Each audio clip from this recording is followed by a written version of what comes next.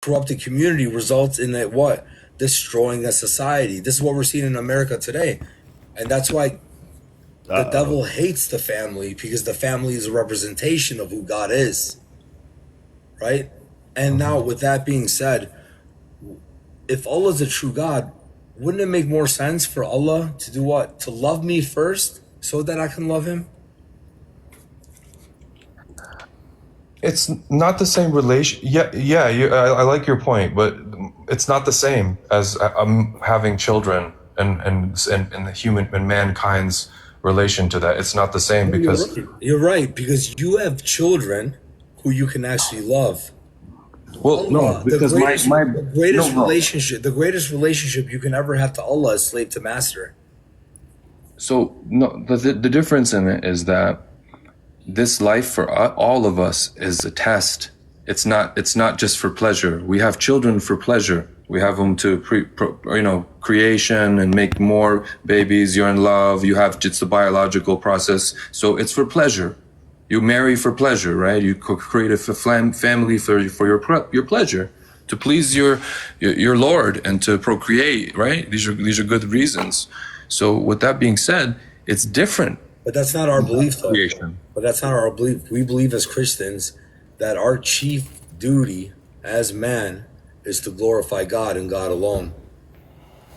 Right, but part of life, you're also allowed to indulge in some pleasures, like taking a wife and having children. I'm not saying it, but that's, you know what? From that derives everything else, because the whole purpose of having a wife. Right. I agree with you. It's so how you marry somebody is pleasing your Lord. In order to what? To shepherd her and to. You don't go marry for. I get you. There's a criteria. Marry what? You don't just go in the woods and marry like 14 women and just say these are all my concubines and do whatever you want. There's a criteria. He showed us a way. Yeah, I agree with you. It's different. But that wasn't even my point. But that's what I thought your point was you're making. No. I don't want to do that, because I don't want to talk about like that and get into that. Yeah, that's okay. Yeah, 4 wives. But really, it's coming back to the family, right? Because in the Christian worldview, the family is a representation of who God is by nature, who's a being in relation with the Son and Spirit. Is one being, 3 persons, right? Father, Son, and Spirit. Now, with that being said, I told you what sin is. Sin is a debt, according to the Bible, right? Mm-hmm. Can a human being ever pay off an infinite debt? The Bible teaches one sin against God is an infinite payment. One sin. That's what the Bible teaches. That's from the Torah. In that case, I would need his son to have to come and I would need that salvation. In that case, in that theology, that's why I don't disagree with your guys' faith. It's meant for you. You have to believe in that. If you don't, but you know what, it makes it very hard to take that concept down. But you know what that necessitates, though? That necessitates that our God is truly a holy God, is infinite in magnitude, infinite, right? So that one sin against him is treason, worthy of eternal punishment, since you've transgressed his eternal law. Because don't forget, what does it mean in the Bible? This is different than the Quran. What does it mean to be made in the image of God? Let me tell you. The Bible teaches that God is a spaceless, placeless, shapeless, formless being. He's not occupied to time, space, and place, not corporeal, but rather immaterial, not of this creation, transcends it, and yet interacts with it. What does that mean exactly? Well, Bible says that Adam was created in the image of God. But wait, if God is not a physical image, and Adam is a physical being, what then does image represent? Well, that goes down to our what? Our spirit, our soul. And within our spirit and soul, they were created perfect, right? To reflect God's moral character and nature. So to be made in the image of God is to be morally perfect. That's what it means according to the Bible. This is not just me. This is the Bible in its fullest, from the Torah and on, Right. right? So when Adam was originally created perfect, okay, as the first king and priest on earth, the spirit was breathed into him, right? Right. And he was the first king and priest on earth to implement God's laws on this earth to his offspring, since he was perfect in doing so, right? When he transgressed in the garden, although he was morally good and he's a free moral creature, he chose out of his own free will to transgress the holy law of God. Because a lot of Muslims have this mentality, right? Not just Muslims, a lot of others like Mormons, that, you know what? I've done a lot of evil in my life, but if I do good, a lot of good, and maybe more good, then God will understand. Take the balance of life and hell, put them on a scale, and balance out my deeds, and then I hope my good deeds outweigh my bad. Hopefully. Hopefully, that's the hope. God willing. God willing, please, right? What if you fall dead in That's the no middle of assurance your of journey? salvation, and that means salvation is then left in your own hands, right? Right. Now, let me tell you the problem with that. That's how I feel. Okay, but that's a huge problem. But let me tell you also the problem with that. Now that Adam has sinned, Okay, now he's like reminding his me of just nature how has been Central Dawa corrupted. was acting. Yes. All right. So from now on, when Adam has children, according to the Bible, what kind of nature will they have? A corrupted nature, just like Adam had after he fell. Because imagine this: a single act of treason, eating of a fruit, resulted in the death of mankind. Death entered into creation. Poison ivy grew in the wilderness. Snakes that have fangs all of a sudden have venom in them, right? You ever think about why do humans and animals, for the most part, like there's an intrinsic quality in us that we want to fight to survive and live forever, and we'll do whatever it takes to make sure we don't die, or you know what I mean? You ever understand or ask yourself or think, why do we have this intrinsic quality to us? If we're just what the atheists say, just a bag of ions, Right. walking around made up of stardust, and hoping that the chemical balances in our minds will shoot in the right way, where we will make right decisions, and if not, we'll make bad. I mean, the point is this: simply this. I mean, that's a great statement. I mean, it's a huge statement, bro. I hope you could even repeat that for everybody. Yeah, just and the point in saying that is what, right?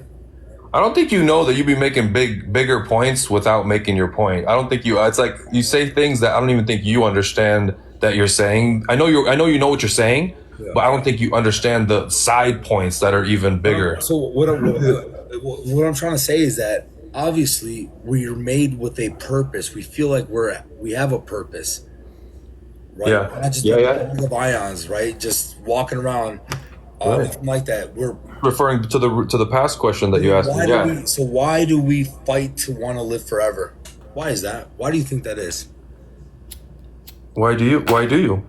Because we were originally created in the image of God, made perfect so that we live forever. So we're kind of like a fish out of water, basically, feeling right now. Fighting to survive, Yeah. trying to get back into that water. Because don't forget, that spirit that's animated Adam in the garden, that was breathed into Adam, right? To give him life, to animate his body, was perfect in every way. Because God cannot do something that's not perfect, right? And so that image was meant to be a reflection of God's moral character. Okay? So now you have flesh united with a spirit that animates the body, and so we walk amongst each other in free will. However, our first father, our federal head, corporate head, transgressed that holy law and broke the Sabbath covenant. and ate of that tree, ate of that fruit, and a single one transgression, one sin led to thousands and thousands and thousands of years of pain and suffering. A We pain? actually believe that our good deeds are gonna outweigh our bad deeds when even a single deed, like sinning against God, just eating of the fruit, not obeying his voice, resulted in all of this? I mean, it's huge. That's And God- such a yeah. That can make an average person's brain burst, and they have to regroup their thoughts. And now, God, being a good God and a holy God, he would demand justice, right?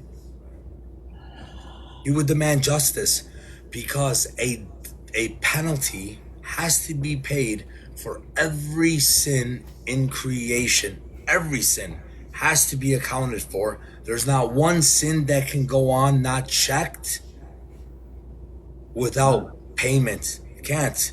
Right, you get put on a scale. Your good and bad gets put on a scale. And it doesn't matter because your good means nothing, since even one bad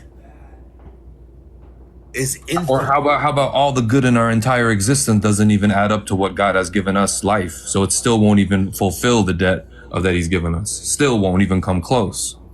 Okay. So, but with that still proves my point, though. My point is this: you can never earn your salvation to be with God. No, you can only wish your best and hope and do your best to keep. There's no guarantee. Absolutely, there's no guarantee. But is that the trust? Is that the hope that you want in what you have? Especially when that's not the ancient faith of the Jews or the Christians.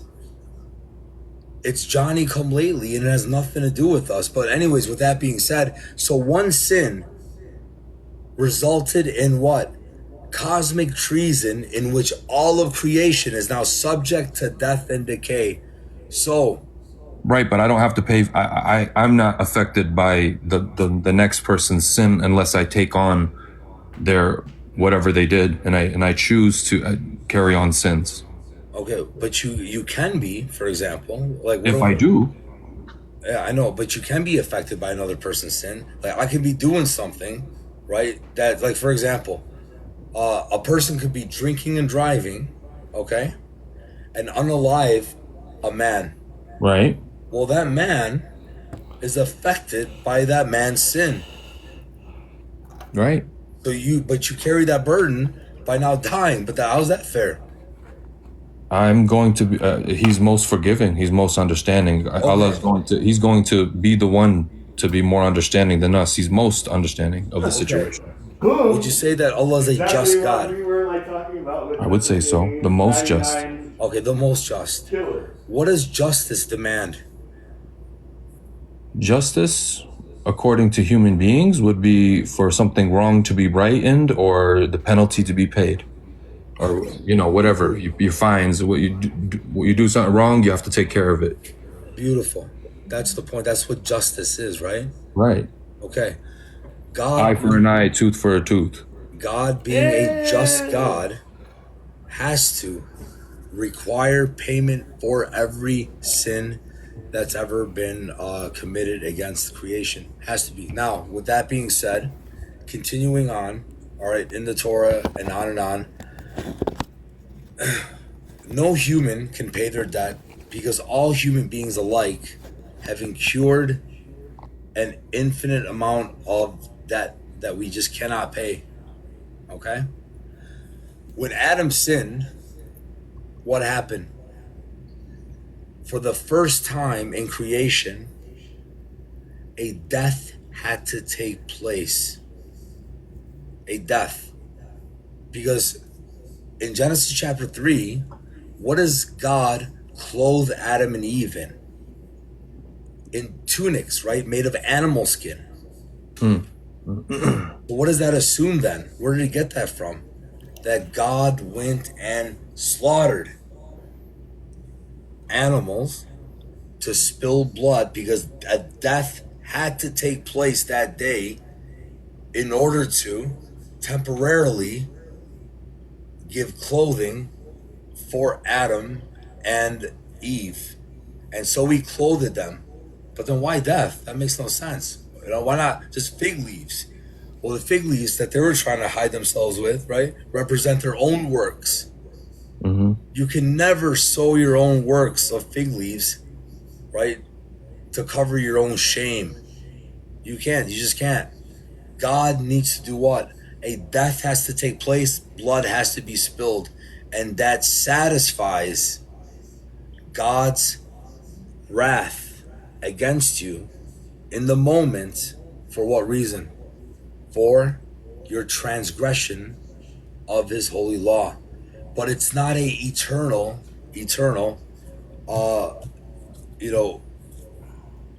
satisfaction. It's not going to satisfy him eternally, because that would mean then eternally we need death. Can't do that, because we need animals to die and this and that, and that means we're going to live for an eternity amongst death, poison, snakes, drugs, everything else. That's not God's plan for creation, right? So to appease his wrath, instead of Adam and Eve dying that day in which they should have died, an animal took its place as a temporary means for a future fulfillment of a what? All in all sacrifice. Did you know that the gospel was preached to Adam, Eve, and the devil in the Garden of Eden the day they sinned? Not that the devil will be saved, but it was preached. Did you know that? Oh shit! One of my kids fell out of their bed. Hold on. No problem. Take your time. What happened? Uh-oh. I hope it That's a good father. That's a good father. Rise me!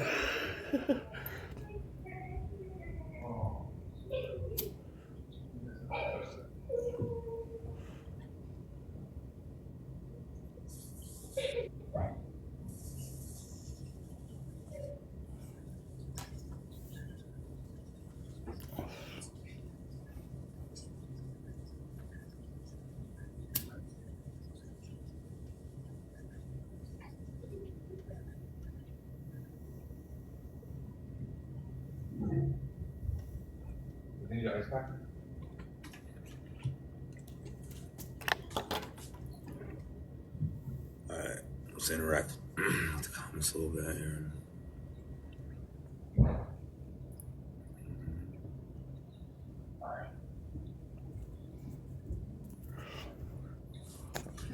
Put a 1 if you guys are enjoying this conversation. Put a 1, 2, 3 if you're praying for this brother to come and know Christ.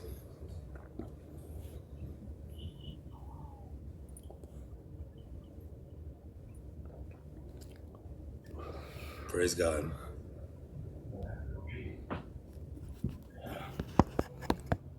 And remember, if you're putting a 1, 2, 3 and you're not actually doing it, it will be required of you on the day of judgment. So if you're putting 1, 2, 3, just say a quick prayer then.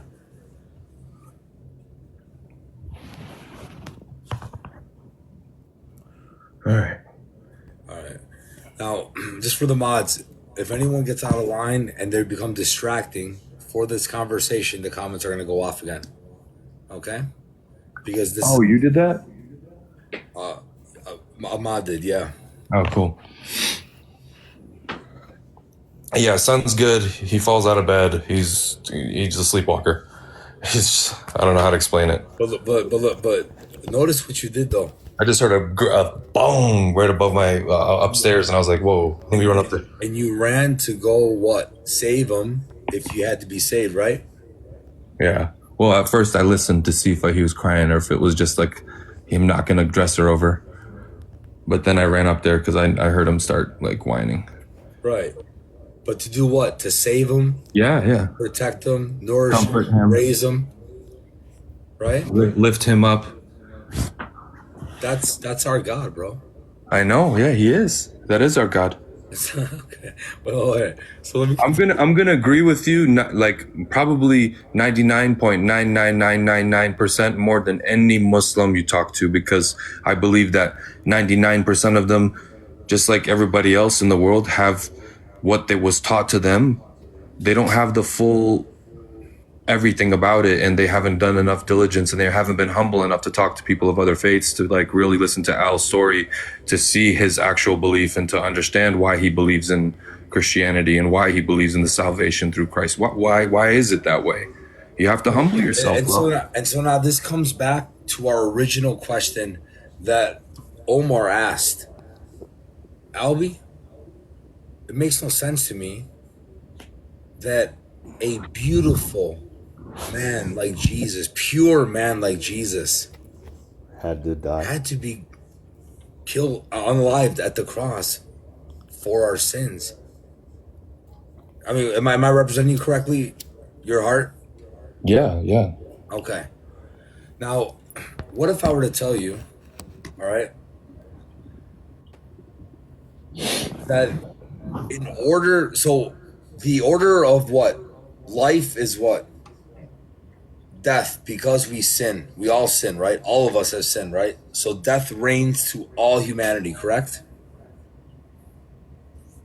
Everyone experiences death, right? Everybody does. Every soul. Okay. Because every soul has sinned, right? No. Well, at some point in life, yes, you have to sin. Yeah. Okay. Yeah, With that's the one. exception of Jesus, both in the Quran and in the Bible. Yeah, he's made of perfection. Right. So now with that, but now you may be saying, then how did he die then? If that's the case. Well, That's why I have such a hard part. Yeah, that's my hard pill to swallow. no problem. Hold on one second. Mad, would you mind turning off the comments for a little bit? And the mod that's communicating, whatever's going on, just you do what you got to do, because I've been running ministry with you for years, so you know how to do this. All right, God bless you. So if you have to turn off the comments, feel free, because this is about Omar and me. I'm not even looking at it anymore. Okay, cool. Either way. All right. With that being said, Omar, now the Bible teaches, and you would agree because I proved it already, that Is it sin me? Is it my comments that results in what? Death, which represents two things. One, spiritual separation from God. Two, physical separation. Right? So it's both spiritual, our spirit, and then physical. Correct? Sinning definitely takes away from your spirit. But I'm not talking about your view. I'm talking about what I've demonstrated and showed from our view. Yes, that's your point. Okay. That's your point. Because this is what the Bible teaches, right? That sin is spiritual, it unalives you spiritually, and then physically. Okay. So if that's the case, and all humans across the time have sinned, and death is the result of sin, and we incur a payment of sin constantly to God, right? We owe him this debt. We can't pay it.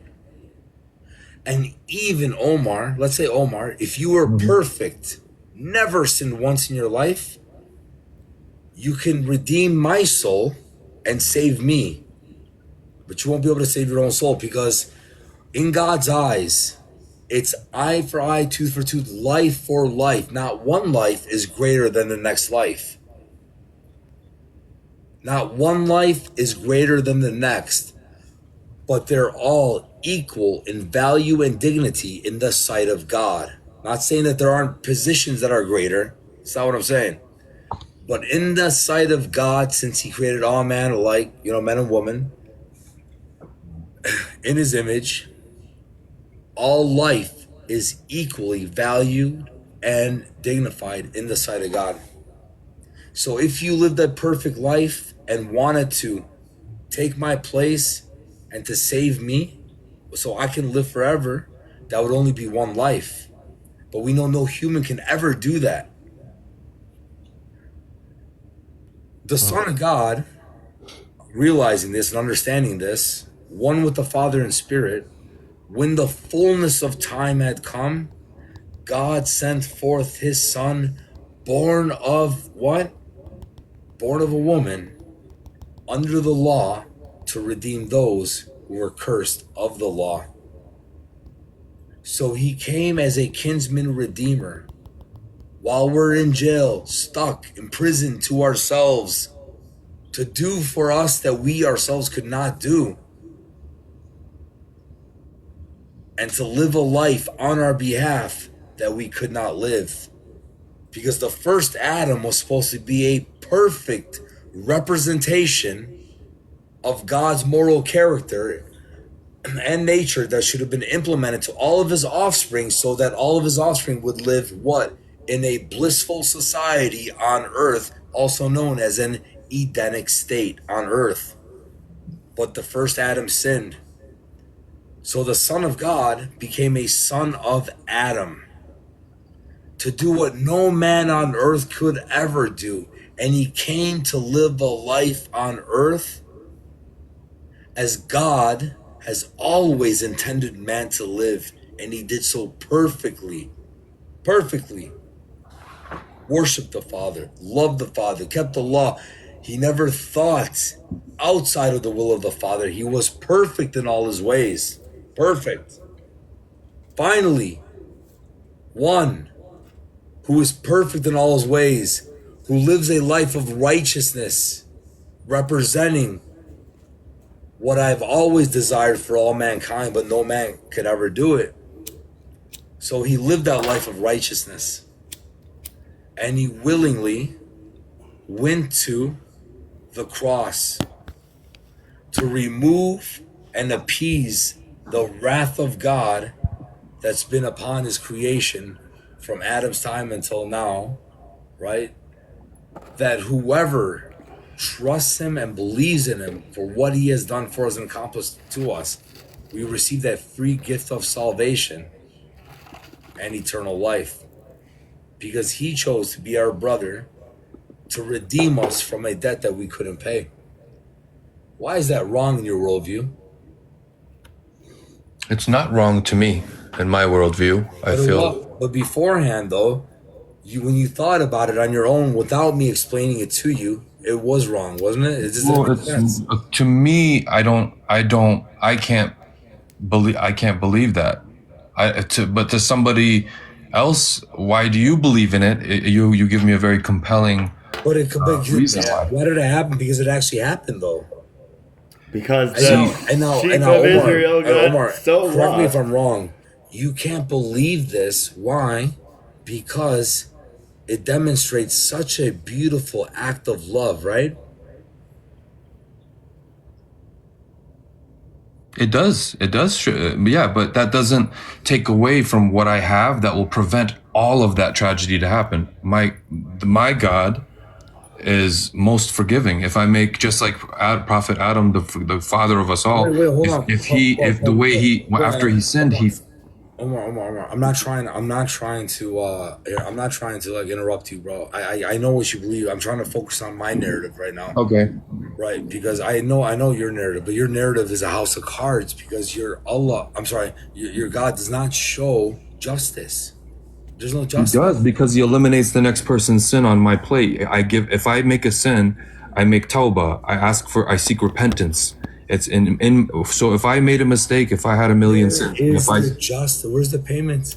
He's the most just. He will teach me my lesson however he seems What does necessary. just mean? What does just mean? We already established the definition.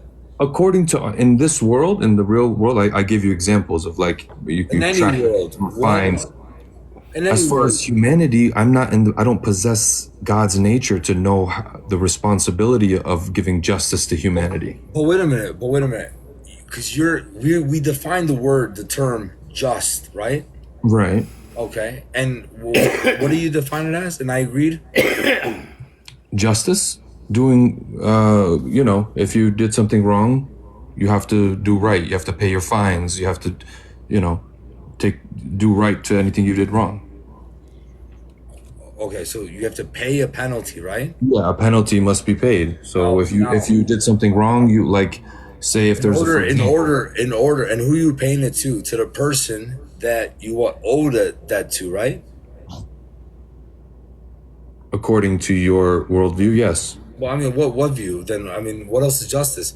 You go before a court of law, right? Because it's different. And I think you're kind of like bridging both of the theologies and eliminating Islam, showing me how it doesn't fit in. No, I'm not doing that. What I want to do is just define justice. Forget about our theologies. Just Okay, justice. so yeah, justice is if there's wrong, that must be fixed. If that's a payment, if that's an action, if that's a word of forgive, something has to be done for it to be just. I mean, when you say something has to be done, what does that mean? So like, and you do something, if you commit a traffic, you pass a red light, you get a ticket, you pay your fine. If you don't, Okay, so and it becomes worse, then you have to go to court and explain to the judge what you did. beautiful. So a penalty has to be demanded for you breaking the law, right? Right. That's a better way of saying it. Yeah. Okay. Now, what if I broke the law, okay, and that penalty cost $1,000, right? I went and paid that $1,000 and I got out of court. I left and I went home. I paid my penalty. Am I good? I paid it, right? Right. So the judge would be a just judge, right? Yeah. Okay. Another man comes and breaks the same law that I broke, is given a ticket for $1,000, same thing, goes before the judge, and before he pays the $1,000 ticket, he simply says, "Forgive me. I realize what I've done and I won't do it again." The judge says, "Go ahead, get out of here. You're good. You don't have to pay it." Yeah. Is that judge a just judge in the keeping up with the law? Yes, he's going to use his best judgment, and we've appointed him to do so Wait a in minute, that court. we both committed the same. Yeah, because his experience and his knowledge as a judge and his education, all these cases, he's going to judge each case not exactly alike. Okay, but so wait a minute, there's a what I'm criteria. saying- but the narrative that I'm giving you is that these two cases are exactly alike. That's Right, but it's maybe That's yeah, right. but then Hold on, there's hold on, more hold to the on. story. Bro. Personal background, how many times have you infringed the same crime? Omar, stop the semantics, please. That's not semantics, bro. Omar, Like one if you second, did, what if you committed that crime more than once? Omar, it's okay, but I didn't give you that scenario though, Omar. What if you Please. committed Okay, so all right, 99 so two times? people. Omar, allow me to talk, please, just a second. And I'm not sure. Well, I'm trying to understand what you're saying. Let me just You have to let me correct me if I'm You have wrong. to let me talk, because the moment you start representing what I'm saying, you're misrepresenting it. Okay, my apologies. No, you're good. So why I said $1,000 ticket, because they broke the same law. It's a both $1,000 ticket, not more than that, not less than that, because it was the same exact law done in the same way, nothing more, nothing less. So from that, two men break the same law equally, are given $1,000 ticket, both of them. They both go before the judge. One man pays his ticket because the judge demands penalty. Pay it. The next one. Matter of fact, let me use this scenario. Even better. As a spectator, I would say he's not just. Okay, cool. And you're right. But you know what? I'm going to make it even more real, right? Two men break the I mean, that's pretty real. If we're sitting at court and we're seeing it happen right in front of us, I'd be like, nah, that's not fair. Exactly. Bro, I would say the same thing. So hey, but listen to this. I'm going to make this even worse. And this is the reality of what I'm trying to say. All right. Two men break the same law, exact same law, same place, same location. Both are arrested, given a citation for $10,000. Okay? Both men have families at home. They go before the judge. And one of them did not have the money to be able to pay this payment. So the judge says, what? You're going to hell. Get out You of can't here. pay the fine, you got to do the time. Right? The other What are you in one for? that also broke the Speeding same law ticket. says, "Judge, forgive me for breaking the law." And he can't forgives pay my him fine. of that debt and lets him go. Is he a just judge? Did they He's a both ask merciful for judge. forgiveness? No, not the both. first one. One of them did, but that's not the law of the land. The law of the land is not that. Well, it is because the judge has a power to do so, brother. Hold on. He has power, does he not? Can he not do that? But there still has to be no. Not with that. You have to be just though. So how can you be just by impartially treating one better than you did another? We would have an outrage in court, I agree, but we can't disagree with the judge's ruling. You can also reappeal, but we can all disagree with them. Of course we can. Right? Of course we're here I am. I have a family, you have a family, right? I'm brokenhearted about what I did. It's a $10,000 thing, and then you just came up there and you just said, you know what, Judge, I'm sorry, I shouldn't have done that. There's no judge but you, right? I like that. You're the correctional officer is your messenger, and then you're good to go. Now you're free. No, listen, you're freed while I'm thrown in jail for doing the same crime. But where's the justice in the law if the law demands penalty? I'm paying my penalty in jail. I'm paying it. I couldn't pay it. I couldn't afford $10,000. So the judge righteously said, if you can't pay it, you better get out of here. Right? Mm-hmm. Okay. But you broke the same law. You don't have the money for it. And the judge lets you go. But then how is that showing impartial, being impartial with his law when coming to judging humans? It shows that it's an injustice.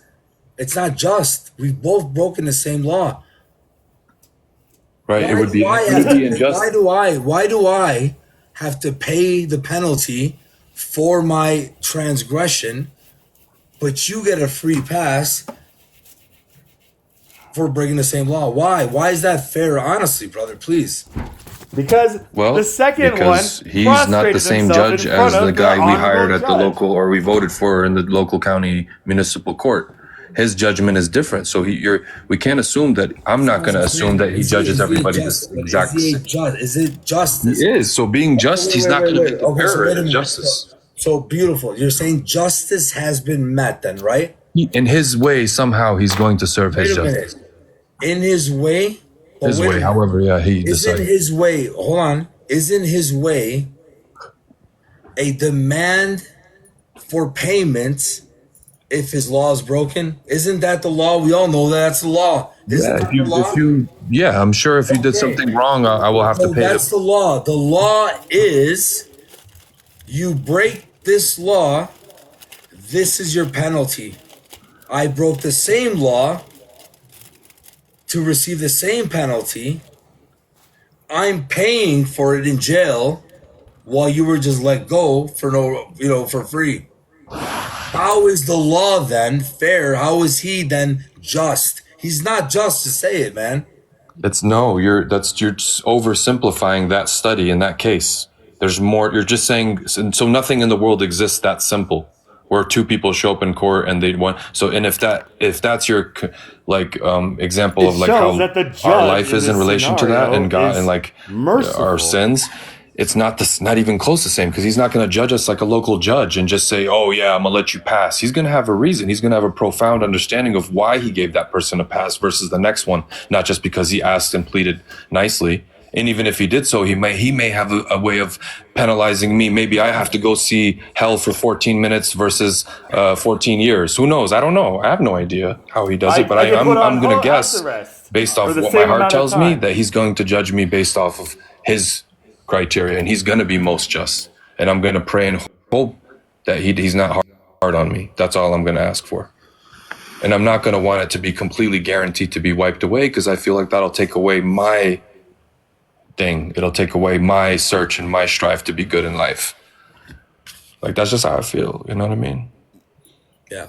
And I get it. And that shouldn't make me say your version is wrong. No, it's okay. It's okay. Now, here, so let me come to this though, right? We're talking about versions, right? This is a big difference in our versions of our theologies, correct? That's what I'm getting. Yeah, that's what I'm hearing. Why do you believe your version is the right version? my version is wrong version. When both the Jewish scriptures and Christian scriptures complete one another, confirm one another, and testify to the same thing. While your Quran, I'm not trying to be rude, you know that, Omar. Your Quran, Johnny come lately, absolutely turns everything that the God of Israel has spoken of through his lips of the prophets upside down and inside out, and toss it out the window. Probably for a similar reason why the Jews don't accept Jesus. No, that's not. That has nothing to do with it. You know why? Yeah, because they're calling him Johnny Come Lately. Who are you? They say. No, he's not. The Jews say that, bro. They don't believe that Jesus. They think he was just a guy. Omar, I know. I understand that. I understand. Doesn't mean that they're right. Do you know how I know? Right. Yeah. Okay. That's true. Okay. So then, guess what the Christians do to refute them? Because I agree with you. They're wrong. Omar. I know. Just hear me out. Guess what? When the Jews say that, guess what the Christians do to refute that? What do they do? We go to their books and we tell them your books are corrupted. You sound like the Muslims. We go to their books, bro. Yeah. And we prove our case to be true, right? We prove it to be true.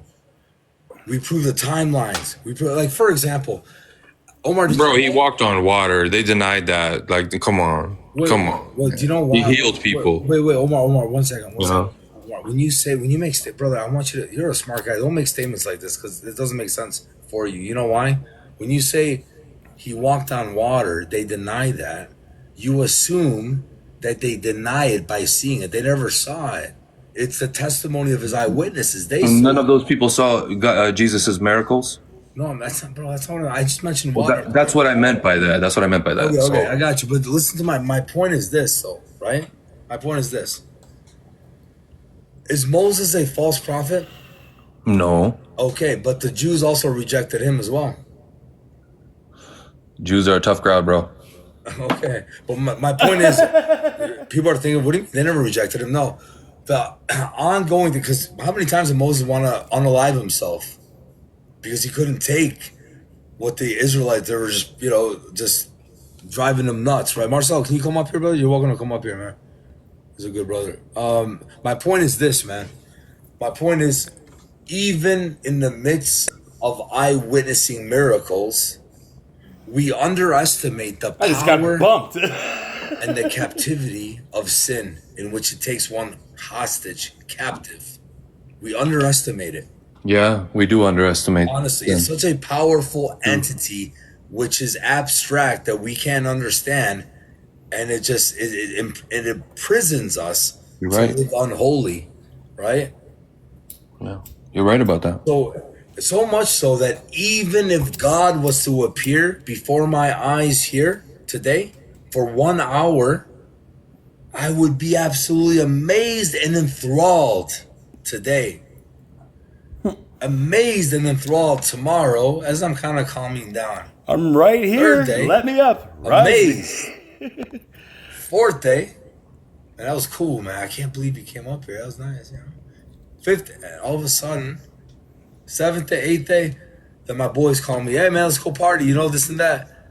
Everything's forgotten. You see? That's a problem. Why? Because sin suppresses truth in unrighteousness. It does, man. What I'm telling you is that the Christians would go to the Jews to demonstrate from their scriptures that the Messiah had a timeline in which he would have to come, a death in which he would have to die, and a penalty which would have to be paid. Have you ever heard of the Isaiah scroll? No. Would you mind if I took a 1 minute clip and had you listen to this, listen to just this archaeological discovery, if you don't mind? Sure. All right, it'll be real quick. It's just about 1 minute because I'm going to show you where I'm going with this, okay? That's what we're here for, brother. All right, man. God bless you, brother Alvy. God bless you, Omar. God bless you, brother. You too, my brother. Peace and blessings. I'm going to play this right now. Listen to this, Omar.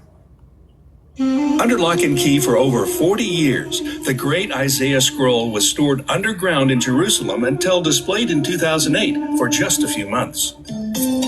In 1947, 7 scrolls were found in caves at Qumran, the original Dead Sea Scrolls. They're considered one of the greatest finds of the modern era, and the 2,000-year-old Great Isaiah Scroll is the most famous.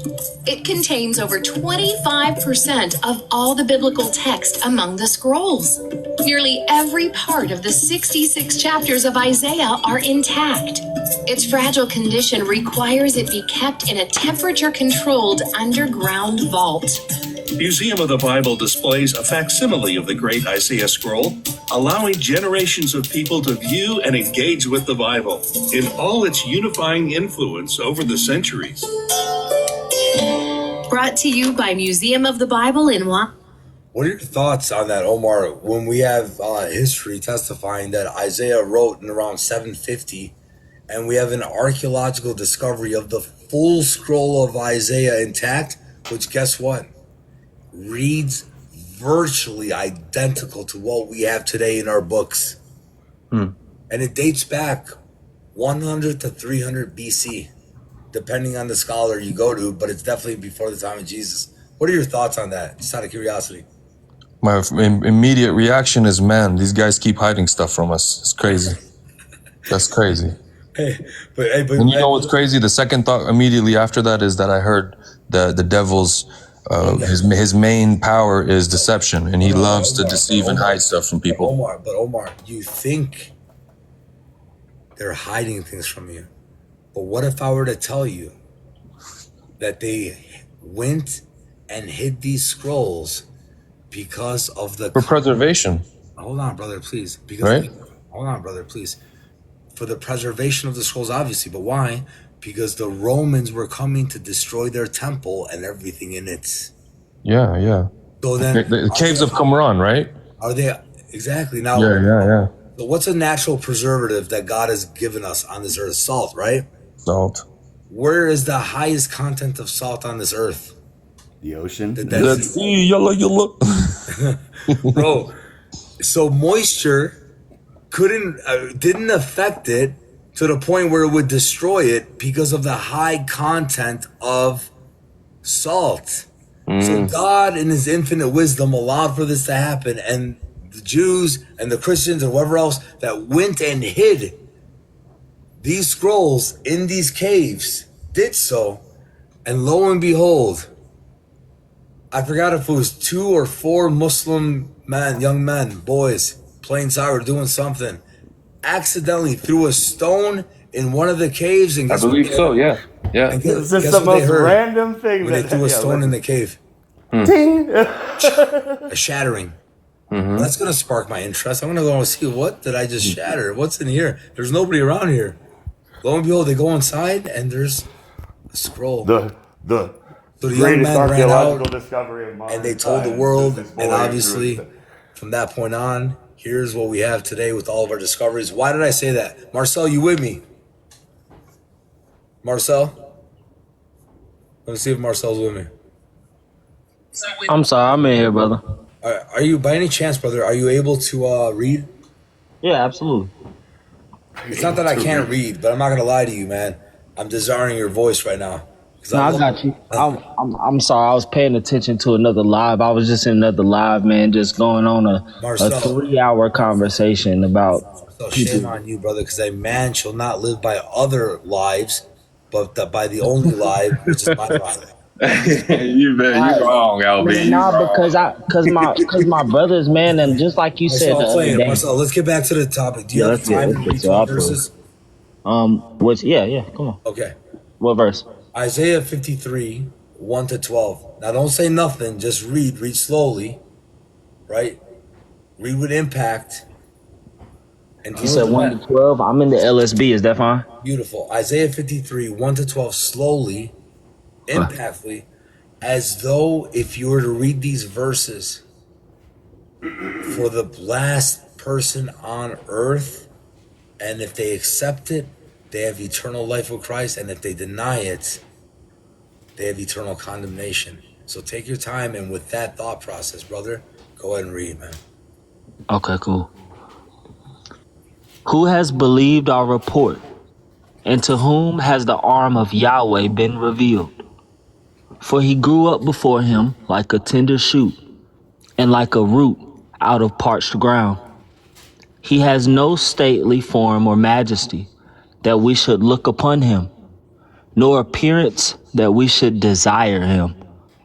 He was despised and forsaken of men, a man of sorrows and acquainted with grief, and like one from whom men hide their face, he was despised, and we did not esteem him. Surely our griefs he himself bore, and our sorrows he carried. Yet we ourselves esteemed him stricken, smitten of God, and afflicted. But he was pierced through for our transgressions. He was crushed for our iniquities. The chastening for our peace fell upon him, and by his wounds we are healed. All of us, like sheep, have gone astray.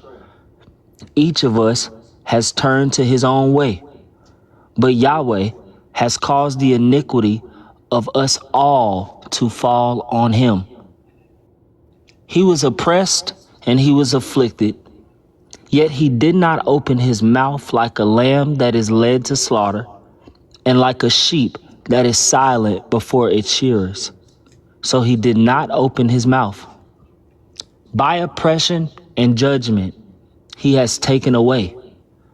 And as for his generation, who considered that he was cut off out of the land of the living, that for the transgression of my people striking was due to him. So his grave was assigned with wicked men, yet he was a rich man in his death, because he had done no violence, nor was there any deceit in his mouth. But Yahweh was pleased to crush him, putting him to grief.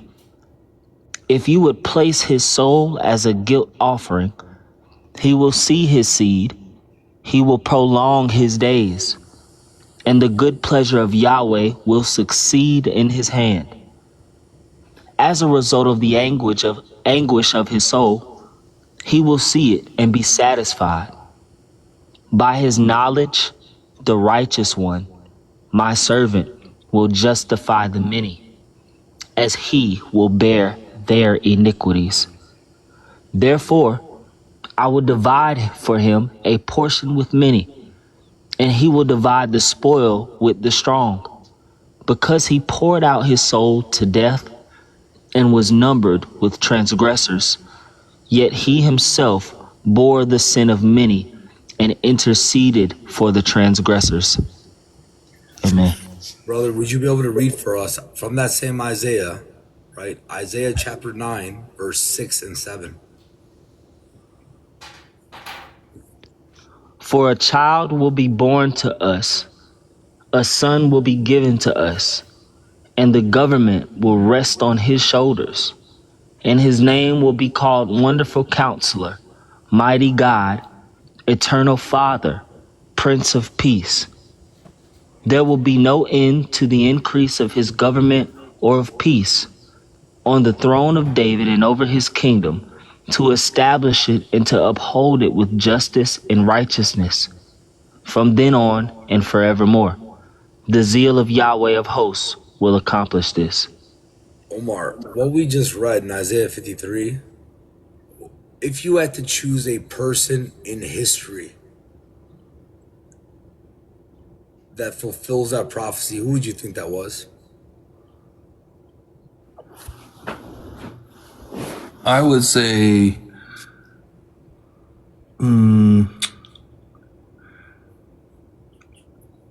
not using my theology, just No. picking a person, a historical figure. Just putting your theology aside, but using your common sense and your brilliance. Who would you think, right off the top of your head, has fulfilled that? Let me just do this. Let me read the last two verses of Isaiah 53 again. Well, I'm not going to sugarcoat it. They're talking about Jesus. Okay. You got it. Even your own conscience bears witness to this, and this is written. That's what they're referring to. Who's there? But whoever's speaking, that's who he's. Well, Isaiah is recording this prophecy. Right. So Isaiah is speaking about not specifically, but if we can pick a person, you didn't say a people or a place. So it could be a nation. It could be all the prophets. You know why it can't be all the prophets? Why not? You know why it can't be a nation? Because throughout the book of Isaiah, the servant who's called Israel, there's two. There's one servant who's Israel that's righteous. There's another servant that's called Israel that represents the whole nation collectively that's been rebuked and is unrighteous. Now remember, according to Isaiah 53, verse 9, it says, "And they made his grave with the wicked, but with the rich at his death, because he had done no violence, nor was any deceit in his mouth." That means he's never sinned, nor deceit in his mouth. Yet Isaiah himself in Isaiah chapter 6, verse 5 says, what? He says, "Woe is me, for I am undone, because I am a man of unclean lips, and I dwell in the midst of a people of unclean lips. For my eyes have seen the King, the Lord of hosts." So we have one servant who has clean lips, who's always been righteous, never did anything wrong. And you have Isaiah bearing witness that he is a man of unclean lips, and he dwells amongst the people of unclean lips. But moreover, what else does Isaiah say? Isaiah says in Isaiah chapter 64, verse 6, the very following, and I can bring many more verses, but let's just stick with this. Isaiah says, "But we," he includes himself, "but we are all like an unclean thing, and all our righteousness are like filthy rags. We all fade as a leaf, and our iniquity, like the wind, are taken away." In other words, all of us are like an unclean thing. So can't be a nation then. Can't be Isaiah. Can't be the prophets. And all our righteousness are like, and the word for filthy rags in the Hebrew, do you know what it is? No. A used woman's menstrual rag. So imagine, Is that where it comes from? that's where it comes from. Absolutely, man. And why am I saying that? Right? Let me give you what it looks like. On the day of judgment, you're standing before God and you're handing him over a used woman's menstrual rag and telling him, "This is my righteousness. Let me get in the kingdom." That's the comparison. What? Right? Okay. Why is that important again? When we read what we read in Isaiah 53, right? It says, "Yet it pleased the Lord to bruise him. He has put him to grief when you make his soul an offering for sin. He shall see seed, he shall prolong his days, and the pleasure of the Lord shall prosper in his hand." But wait a minute. When you make his soul an offering for sin, that speaks of what? Death, right? Soul offering. An offer. So he's offering his soul as an offering. I think that's what he's referring to. Yeah. Exactly. And that's part of the Levitical law. I don't want to get too in depth on this. What was that Levitical law? Yeah, the Levitical law as far as Okay. the sacrificial system. Okay. Yeah. Okay. And this would be called, the guilt offering, in other words. So then it goes on to say in verse 11, "He shall see the labor of his soul and be satisfied." Wait a minute. I thought he poured his soul onto death for an offering for sin. Then how can he, if he did that, how then can he see the labor of his soul and be satisfied? "And by his knowledge, my righteous servant shall justify many." How? "He'll bear their sins, for he shall bear their iniquities." But this assumes that when he dies, he will what? Be brought back to life in order to do what? To justify the many then, right? Wow. Yeah. Definitely. Because being kept in a grave is not going to help us then. Yeah, according to that, it would be like all the eggs in one basket. Right. And in verse 12, then it says, and he shall divide the spoil with the strong because he poured out his soul unto death. He poured out his soul unto death, and he was numbered with the transgressors, and he bore the sin of many and made intercession for the transgressors. I mean, man, and if I read you Jewish commentary in the 2nd, 3rd, 4th century on this, unanimously across the board, they believed that the Messiah, not talking about Jesus, but they did believe that the Messiah was to fulfill this and to bear the sins of all creation. Ask me, test me on this. Tell me to read it for you. I'll pull it up right now. If not, I'm going to move on to my next point. Move on, Another man. prophecy in the Zabur. I'm going to read you something in Psalm 22, verse 1, 16, 17, 23 and on. Here, 22 and on. Watch this. And by the way, the plan of salvation was what? Okay. In order to bring life, we have a problem. For life to be perpetual, death has to be destroyed, right? Right. Because death has been a plague on man. This is what the Bible teaches. Hosea 13, verse 14, elsewhere. Death has reigned from Adam as a plague unto man. So what would be the only way to destroy death? Having a kinsman redeemer, our brother, the Son of God, to take on flesh and become a son of man, to live a life as God has always intended man to live on our behalf, and to satisfy the wrath of God and to appease the wrath of God that's over all mankind because we have transgressed against them, and to remove it out of the way by virtue of our trust and faith in what he has done. Okay, now let me show you something. Psalm 22, all right? Tell me if this sounds familiar in verse 1. My God, why have you forsaken me?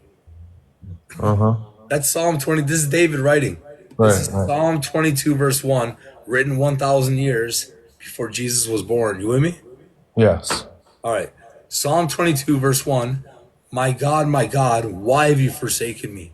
Why are you so far from helping me and from the words of my groaning? Let's read verse 10. Or better yet, 16 and 17. For dogs have surrounded me. The congregation of the wicked has enclosed me. They pierced my hands and my feet. I can count all my bones. They look and stare at me. Why is the psalmist highlighting that they pierced his hands and his feet and he can count all of his bones? This never happened in David's life. Never. As a matter of fact, archaeologists across the board unanimously agree that crucifixion as a state of execution was brought into existence in the 6th century BC, passed down to the Persians and mastered by the Romans, and finally abolished by Constantine. So this was not a known method of execution. No, they were talking about what was to come. He's talking about Prophet David, peace be upon him. He's talking about Jesus as he's foretelling the future. For dogs have surrounded me, the congregation of the wicked has enclosed me. They pierced my hands and my feet. I can count all my bones. Why is this being highlighted? I can count all my bones. Because if we know our Hebrew Bible, we would know that on Passover, the lamb that you sacrifice is to be unblemished and not a single bone should be broken, as highlighted in Exodus chapter 12. Well, here's the Lamb of God on the cross, making sure you know that he is the unblemished Lamb of God. I can count all my bones. They stare at me. They divide my garments among them, and for my clothing they cast lots. Didn't that happen to Jesus according to the testimony of the Gospels? But why are they dividing his garments among them? Because if we know anything about like ancient Near Eastern times and even during the Roman times, whenever a general would conquer a nation, they would take that king, remove his robes, right, to embarrass him, and then they would cast lots for it because it would be what? A prized possession. Because here we are, we just conquered the king, stripped him down to nothing, and now let's be in possession of his robe because his robe is actually of value. But it's interesting because if you were to die the crucifixion of death, death by crucifixion, it was well known that the reason why is because you were a slave. Only slaves die by crucifixion for the most part. Or you die the death of a slave. So the psalmist is highlighting that this servant was more than a servant. He was actually a king. Because they actually inaugurated him by what? By putting purple robes on him and what?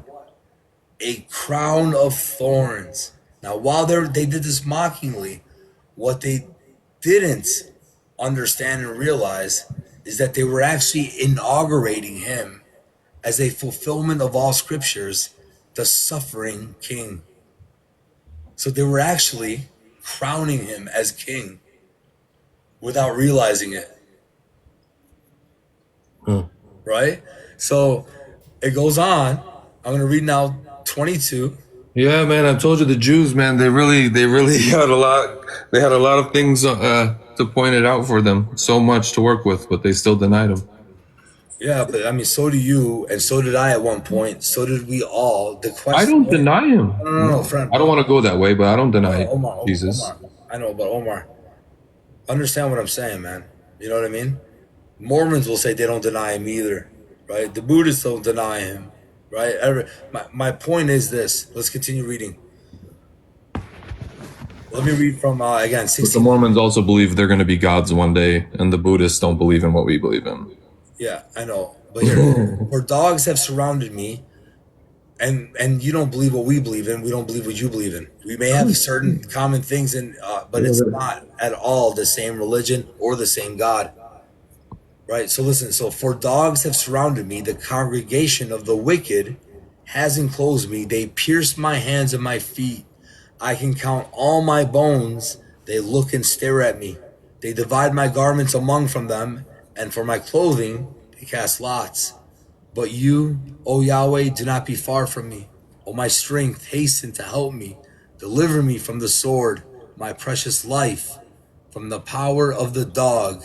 Save me from the lion's mouth and from the horns of the wild oxen. You have answered me. Why does it stop there? Because he did save him. How? Because he actually died, the death that was prophesied, the resurrection on the third day is what? A saving from death and resurrected. So then the last Adam, our corporate head, where the first Adam failed, the last Adam, the King of Kings, did not fail, destroys death on our behalf, because death was brought into creation by our first federal head, Adam, and by the last Adam, Jesus of Nazareth. He reversed the cosmic effects of death, which once life led to death. Now, when you die, it'll be what? Your life in Christ. Penalty free. Huh? Penalty free. Penalty free, right? Why? Because somebody paid it for you. He paid it for you. So watch this now. I follow with that. It still doesn't contradict with me. Okay, no problem. Hold on, man. I totally dig that. I mean, that's real. Hebrews, I follow that. Hebrews chapter 2, all right? Because they lost that. They turned their backs on them. Hebrews chapter 2, 14 and on says, inasmuch then as the children have partaken of flesh and blood, he, Jesus himself, likewise shared in the same, that through death he might destroy him who had the power of death, that is the devil, and release those who through fear of death were all their lifetime subject to bondage. For indeed he does not give aid to angels, but he does give aid to the seed of Abraham. Right? Therefore in all things he had to be made like his brethren, that he might be a merciful and faithful high priest in things pertaining to God, to make propitiation for the sins of the people. For in that he himself has suffered, being tempted, he is able to aid those who are tempted. This is the story of the gospel from the beginning to the end. This is what it is. Mhm. And this is our salvation. This is the promise. So It's beautiful, bro. It's beautiful. I appreciate you telling me all of that in its entirety. So while the Jews reject Jesus, what do we do with the Jews? We use their scriptures to show them their errors, right? Mhm. In order to bring them to the reality of the truth, right? Yeah. Okay.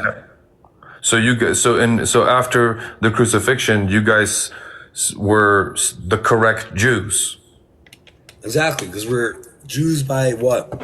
Spirit. by keeping everything and following and the by Messiah spirit. by spirit. By spirit, right? But anyways, my point in all this is that's how God's demonstration to conquer and destroy death was done. Well, I appreciate it, my brother. I appreciate it, having the patience to explain all of that. No, of course, bro. Of course, man. If you have any questions, feel free to ask. I love it. No, I love it. That's beautiful. It's doesn't trouble me. It doesn't make me feel the urge to say, "Oh, well, you're wrong. It disagrees with me." It's like I just feel like I don't have any questions. I could just tell you how I feel about that, and how I feel about it is if I was in that time, I should be forsaken if I didn't accept him, if I didn't see that. If I denied him, I should be eternally damned. You know what I mean? It's just crazy how all of that happened. When you're accepting, what are you accepting? At that time, whatever was said, and the followers of Jesus at that time, I would be a part of them. But they believed in the death, burial, resurrection. Yeah, that part got fuzzy over time, but they still believed that they still followed Jesus. All right, Omar. Regardless, Omar, they didn't deny Jesus. That's a big. What do you call it? A hard failure, a critical failure. What we say. Omar. What was? If it wasn't for those, sorry to interrupt you. If it wasn't for those people, his name would have been lost. Those people carried his name. Those people glorified him, and you know what I mean. Accepted everything that they saw. But the difference in my perspective, I'm not gonna say in my perspective, is that the promise was still delivered. He was still protected, and Judas, the one who betrayed him, our most beloved of creations, he was put on the cross to look exactly like him. Who did that? God made that instantly. Allah did that. The second he went in there to betray him, and however they want to say it, however the story was told, he kissed his cheek, or he walked in and gave him a hug, he gave him a dap, whatever happened. When he went in and he came out looking just like Jesus. They arrested him, but they did a body switch, or whatever you want to call it. Either he switched with them or he ascended then, but whatever happened, he was protected. And that brings peace to my heart, brother. Okay. That he was protected. All right, now hold on one And second. those dogs and those savages didn't actually harm the beloved. 1 second. Okay. Now, with that being said, did the disciples believe that it was Judas, or did they believe that it was Jesus? Oh, they for sure. Well, it depends on at what point.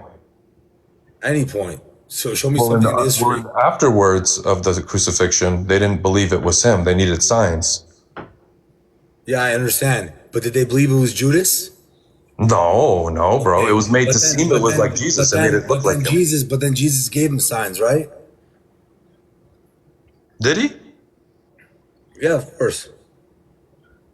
He said he gave him the sign of Jonah. Well, yeah, exactly. And that's not a good debate that I'd like to get into because that goes down a whole different path. But unless you want to, but I hold firm on the book of Jonah and how he specifically mentioned that sign, and how for 3 days and 3 nights he was in the belly of the whale, and for just the same as he was in the same way he was for 3 days and 3 nights alive when he went into the heart of, however you guys want to describe it, the earth. Why are you presupposing that Jonah was alive? Because he was alive when he was thrown over. He never died. No, he did die. No, he would have been thrown away dead. He was alive when he went into the water. He did die. You haven't read Jonah chapter 2. I have. Jonah's All you've done is heard an argument from out there that I've refuted years ago, right? And I've studied this in depth in order to show it and demonstrate it, because this is not my first rodeo. So this is what I want to do, because I don't want to look it up right now, and I don't like Google searches unless it's like we both decide to look up something. I want to continue this tomorrow with you, tomorrow evening, whatever time, and I want to continue. I'm writing down where we're at, and I would like to continue again with you tomorrow night, brother, my dear brother. No problem. Absolutely, man. I love you for the sake of God, and you're a kind man, and you're honest, and you try your best to be respectful. So I got love for you. If you are a representation of Christianity and what you believe in Christ, I feel like you are a great representation from an outsider's perspective.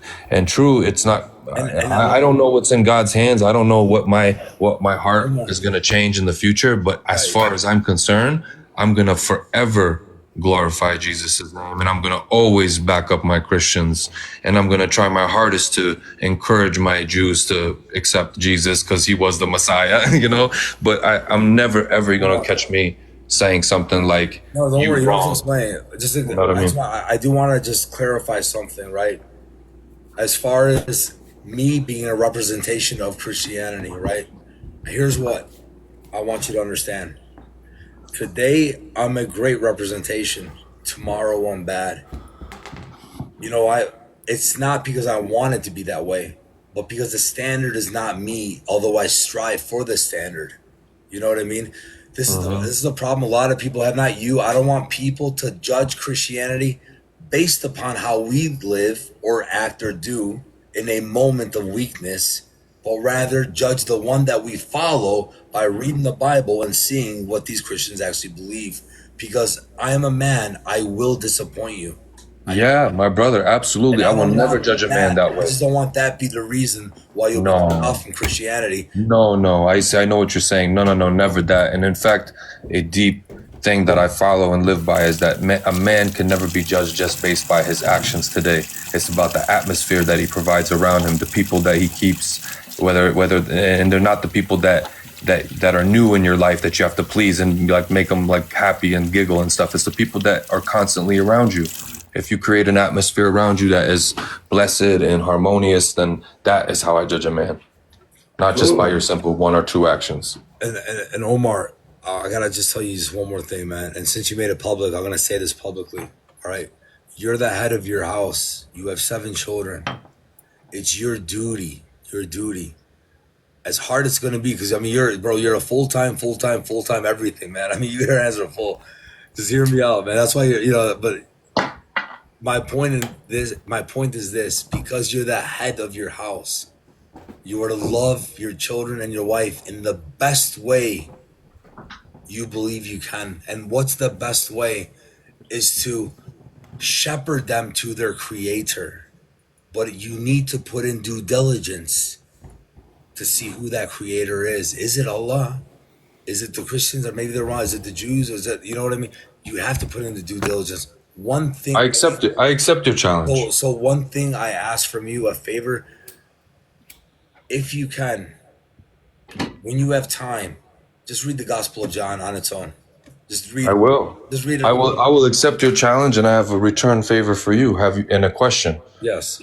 You don't have to respond to the question, but have you ever fasted with another Muslim through the entire month of Ramadan, 30 days? So the reason why I would never do that is because then I would be showing my God to be weak and that the Muslim's God is stronger, because I'm willing to abandon my God in order to sacrifice to another God who's no God. So I would never do that. However, what I would be willing to do is fast for my God and make that emphatically clear that I'll start a fast for my God. And, and you fast for, not you, but a person fast for their God. And that's a different story. That's something I would be willing to do. But I would never do it for the Muslim God. I would do it for my God and make that very clear. That's fine. And the Yeah. God that blesses is the true God. That's that. Amen, brother. Amen to that. All right. So, peace and blessings to all of you guys, man. You've been dope, bro. I'll be back tomorrow night, so I'll look for you. You good dudes, man. Peace and blessings, brother. May God look over your family, brother. Thank you. You too, bro, man. That's nice to say. Man, oh man, you man, bro. You I feel like my chance is coming one up. of a kind, bro. Be careful. All right, bro. I could be deceiving you with kind language only to bring you to my deception. So be careful with that too. Be wise. You got to tell things, all right? You're gonna meet me, God willing, one day, and these are gonna be definitely moments you're gonna reflect on and laugh. I pray that's true, man. I pray that's true. I pray that. Okay. All right, guys. All right. God bless, man. Take care. Even if they don't believe, rather just be open to hearing other perspectives and just be willing to listen, Right. Right. But that's definitely not the world we live in, man. So when we get it, we take it. You know what I mean? Absolutely. Chaplain Charlie. Albie, thank you for allowing me up here. And No problem. Yeah. Sorry you have to wait so long, man. oh, you're fine. I totally understand. I just hope it wasn't my comments at all that led to the moderator just like deciding to just disable the comments. So I'll just take accountability for just what I feel for that.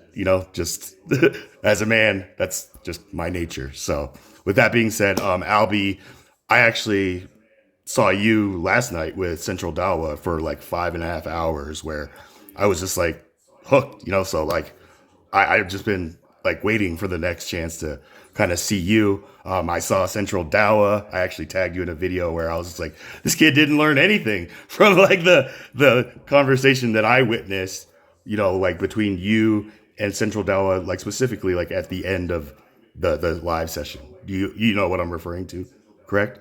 Right. Right. So like I said, when I just witnessed you displaying your spirit, which comes from our Lord and Savior, Jesus Christ, right? Against the spirit of Central Dawa, who, in my my righteous, just opinion is just like, look, I'm going to say that the person and the group that Albie and Amir are ambassadors for seem like a better group that I would want to side with than this other side, which was Central and Apex, right? Is that a fair kind of like No, I preface? I get why, right? It would be easier to be swayed that way, but I would encourage people to not go that way. The reason why is because we know that we're warned in 2 Corinthians chapter 11, 13 to 15, that even Satan masquerades as an angel of light, right? And how is an angel of light? That means sweet voice, kind, gentle, loving, right? But with enough fallacy to damn you. But and look, I can have a bad off day. So don't let our personalities be the substance of judgment, but rather substantiate the claims. It's your job to go back and check out what both sides are saying. Like, this is Proverbs 18:17. Chaplain brother, can you pull up Proverbs 18 verse 17 if you have the Bible? If not, maybe Marcel can read it for us. Proverbs, I can't pull it up on my screen, but I can like read it out for you if Marcel wants to take a break. And thank you, Marcel, for reading your version. I have the New King James Bible. So when I was following with Marcel reading it, like I just immediately just noticed like just how different like the words have been like translated. I'm not saying this is like corruption or anything. I'm just like this was a observation that I was just like, oh wow, okay, but the message is still there. But like you said, you wanted to go to Proverbs. What chapter, Albie? Yeah, Proverbs 18:17. But let me just clarify what you're saying, because there's a lot of Muslims that are listening to us, and at face value, they don't understand what you mean. I get what you're saying, but why you saw such a difference is not because of different family of manuscripts, but rather they actually translate the word Lord to Yahweh like it's supposed to be. And moreover, the LSB is based on the 1995 NASB family of manuscripts, Okay. right? That they used to come with the NASB 1995. And now remember, with that, that means there's a lot of, because of archaeology, we've discovered so many texts of the Hebrew Bible, not in different things, not in different ways, but so many different. This is where textual criticism comes to play, because of all these findings in the 1800s and 1900s, that these other translations like the ESV, the NASB 1995, and the LSB, which is based on the NASB 1995, they more. And if I may throw in, what about like Trump's new Bible? I'm just like, I wonder what, like it's just, there's so many new, like updated versions, right? Is what you're pointing out here for everybody? Well, because we look, it's ironic because the more we move forward in time, the more we're able to go backwards in time. What do I mean? Because we're always digging in the earth to a time past, discovering, it's like time travel in a way. The more you dig in the earth, the more you're able to time travel. Not physically to be there,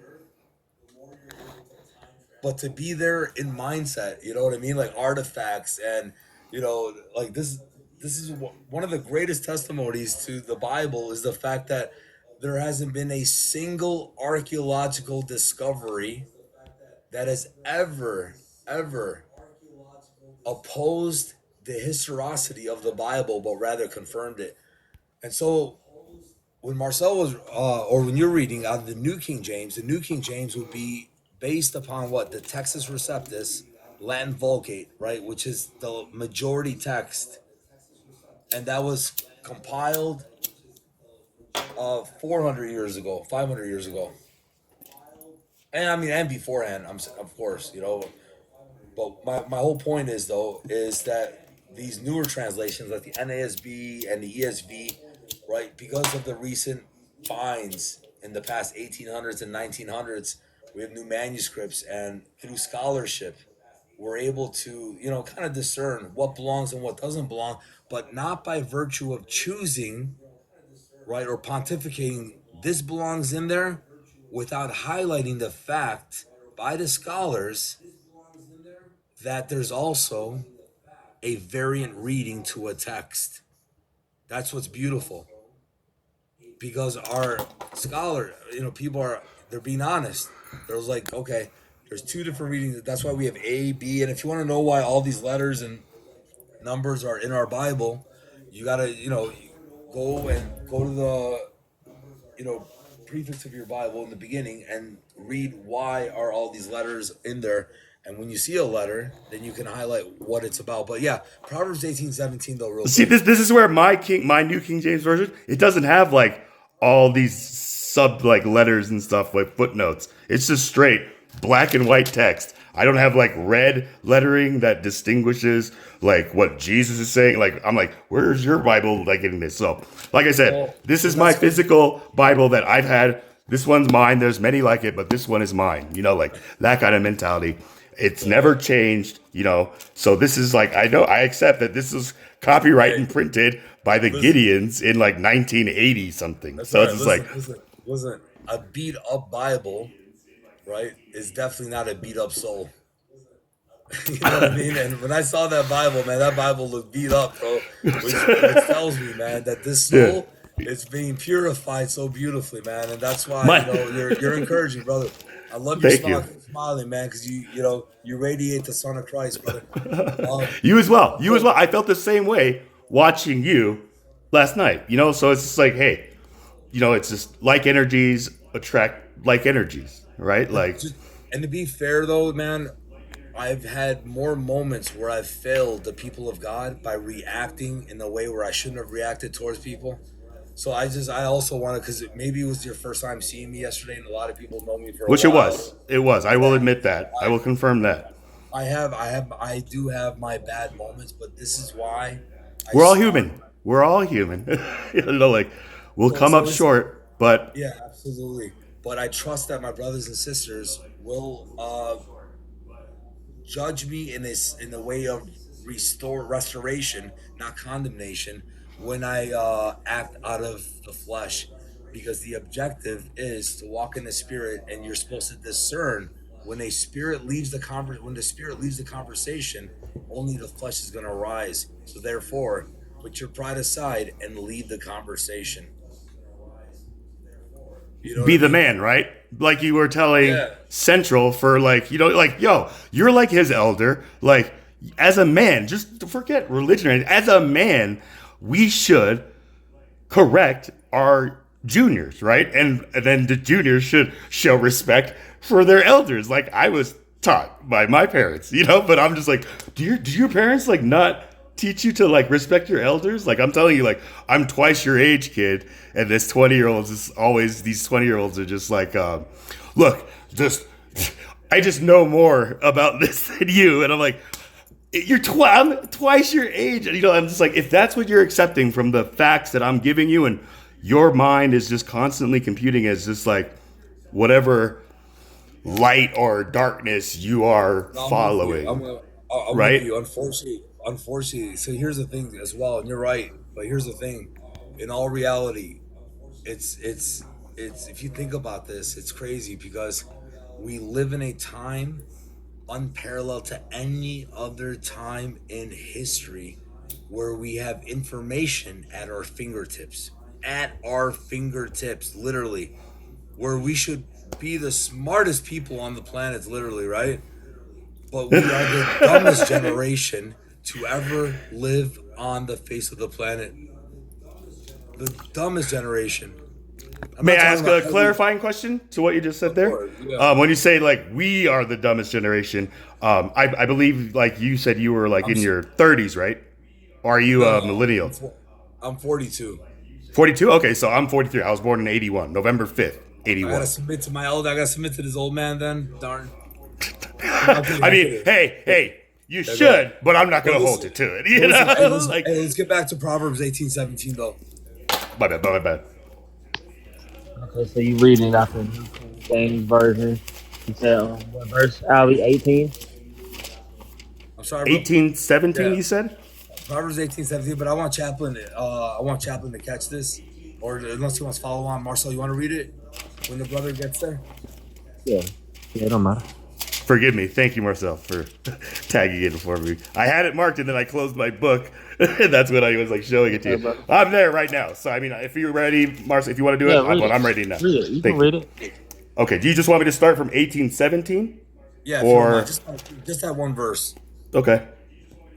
I did stand-up comedy, so when you say like when you ask Marcel like, can you just read it as if you're reading it for the last generation? Like I've done voice acting jobs where it's just like, here's my motivation. So it's like, I hope I kind of wow you with this. Okay, I so can verse tell, one. man. Hey, man, I can tell. So yeah, that's crazy. Let me bro. not Hey, you're not get definitely- too you're arrogant or definitely prideful animated. in this, but No, you're- okay. You're definitely animated. Come on. The first one to plead his cause seems right until his neighbor comes and examines him.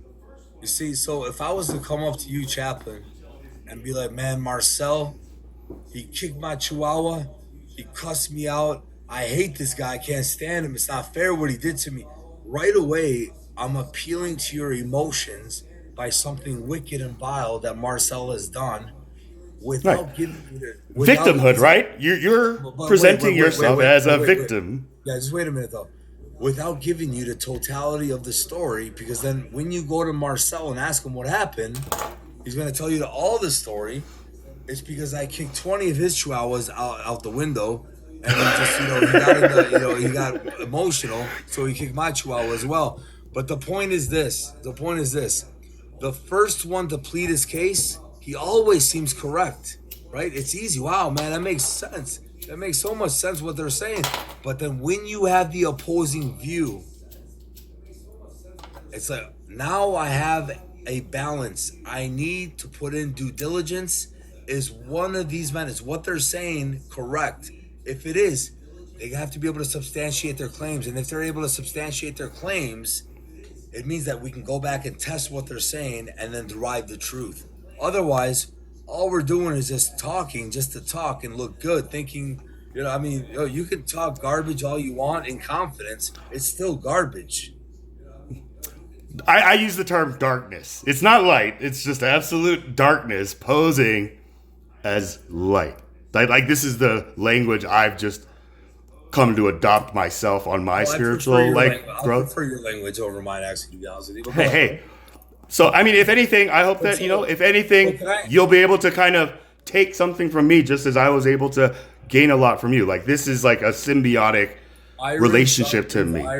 Iron sharpens iron, my man. That's what the Bible says. But too much sharpening just kind of ruins the iron, right? So this is where, like, when I just hear the Christians who think that they're the light, but they're clearly the ones in darkness amongst us, giving us the bad name that brings all the opponents, like Central or whatever, like, to argue against us, right, as our neighbors. So it's just like in this verse, if I go back to 17, the first one to plead his case seems right until his neighbor comes and examines him, right? I absolutely agree. And thank you for picking this, because this is exactly what I was like thinking in my mind, just kind of sitting here waiting to kind of hopefully get a chance to come up this panel.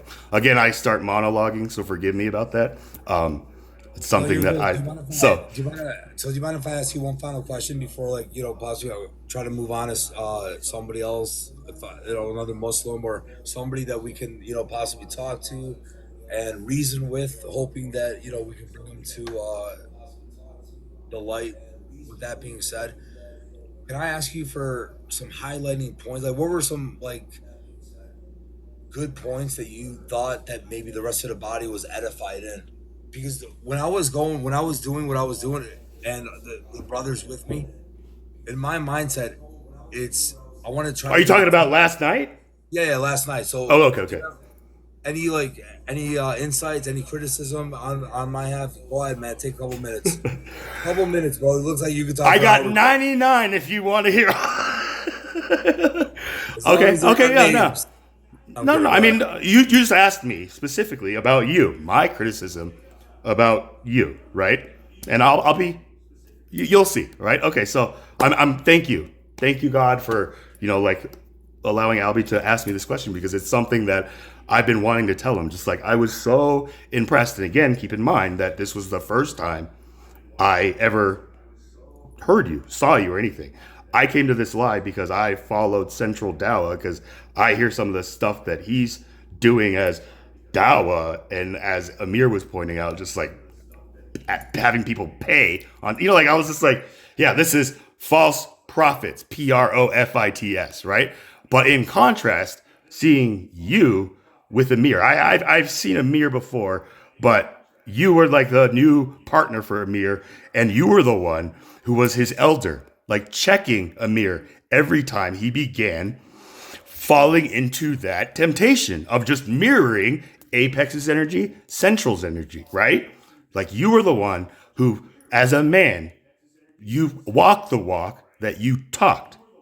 Again, people who don't know or witnessed the live that we're referencing aren't fully going to understand this. But you and I, Albie, we're 100 right now, right? I'm with you, man. If you want to give context, do that. And by the way, just context to my relationship with Amir. I took him under my wing 4 years ago on Clubhouse.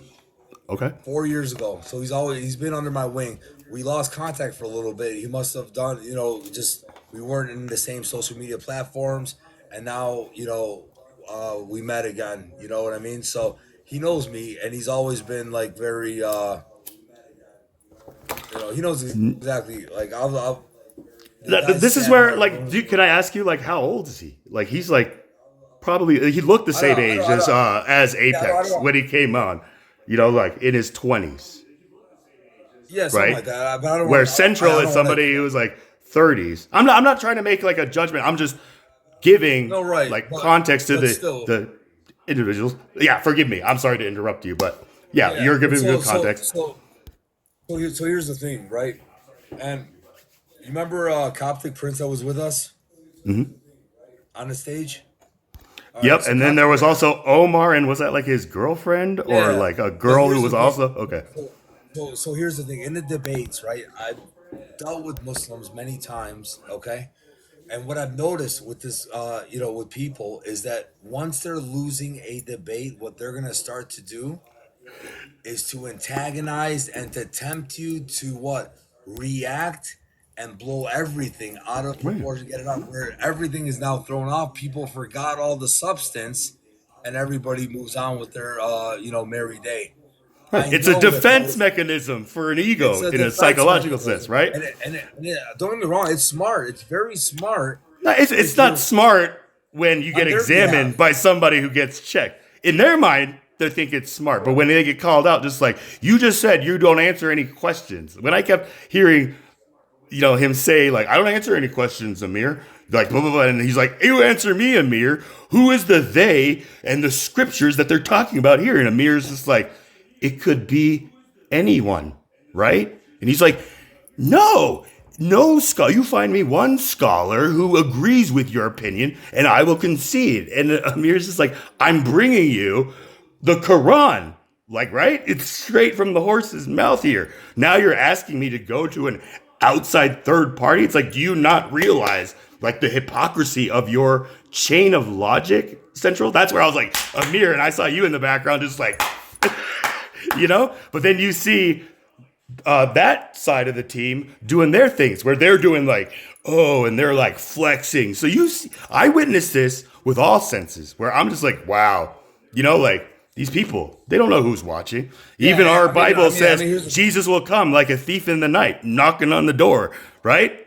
But any Muslim like Central who like just completely is on here to prove that the Bible is talking about, like that's what you also in your unique way, your unique flavor and like cooking style, since everybody's talking about like, oh, he got cooked. I'm like, forget it.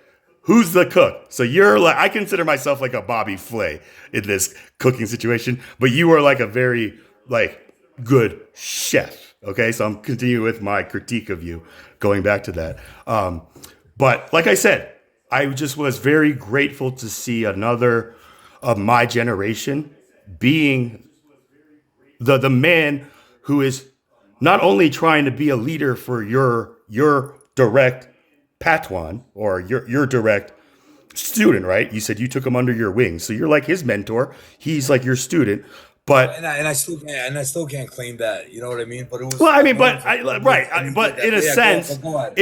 you're Yeah, just kind of you're just saying this is like yeah, my relationship. It's a deeper bond than just like, oh yeah, he comes to my TikTok and gives yeah. me No, all these gifts, exactly. right? So this I is was, where I yeah, hear I hear the same words that everybody I else was, hears, I was but my about heart, 2, 300 my hours ago. spirit, right? My I don't have itching ears. I have open ears, and I'm blind in the eyes, and I see people and I hear people with only my heart, right? Like that. That's who I am.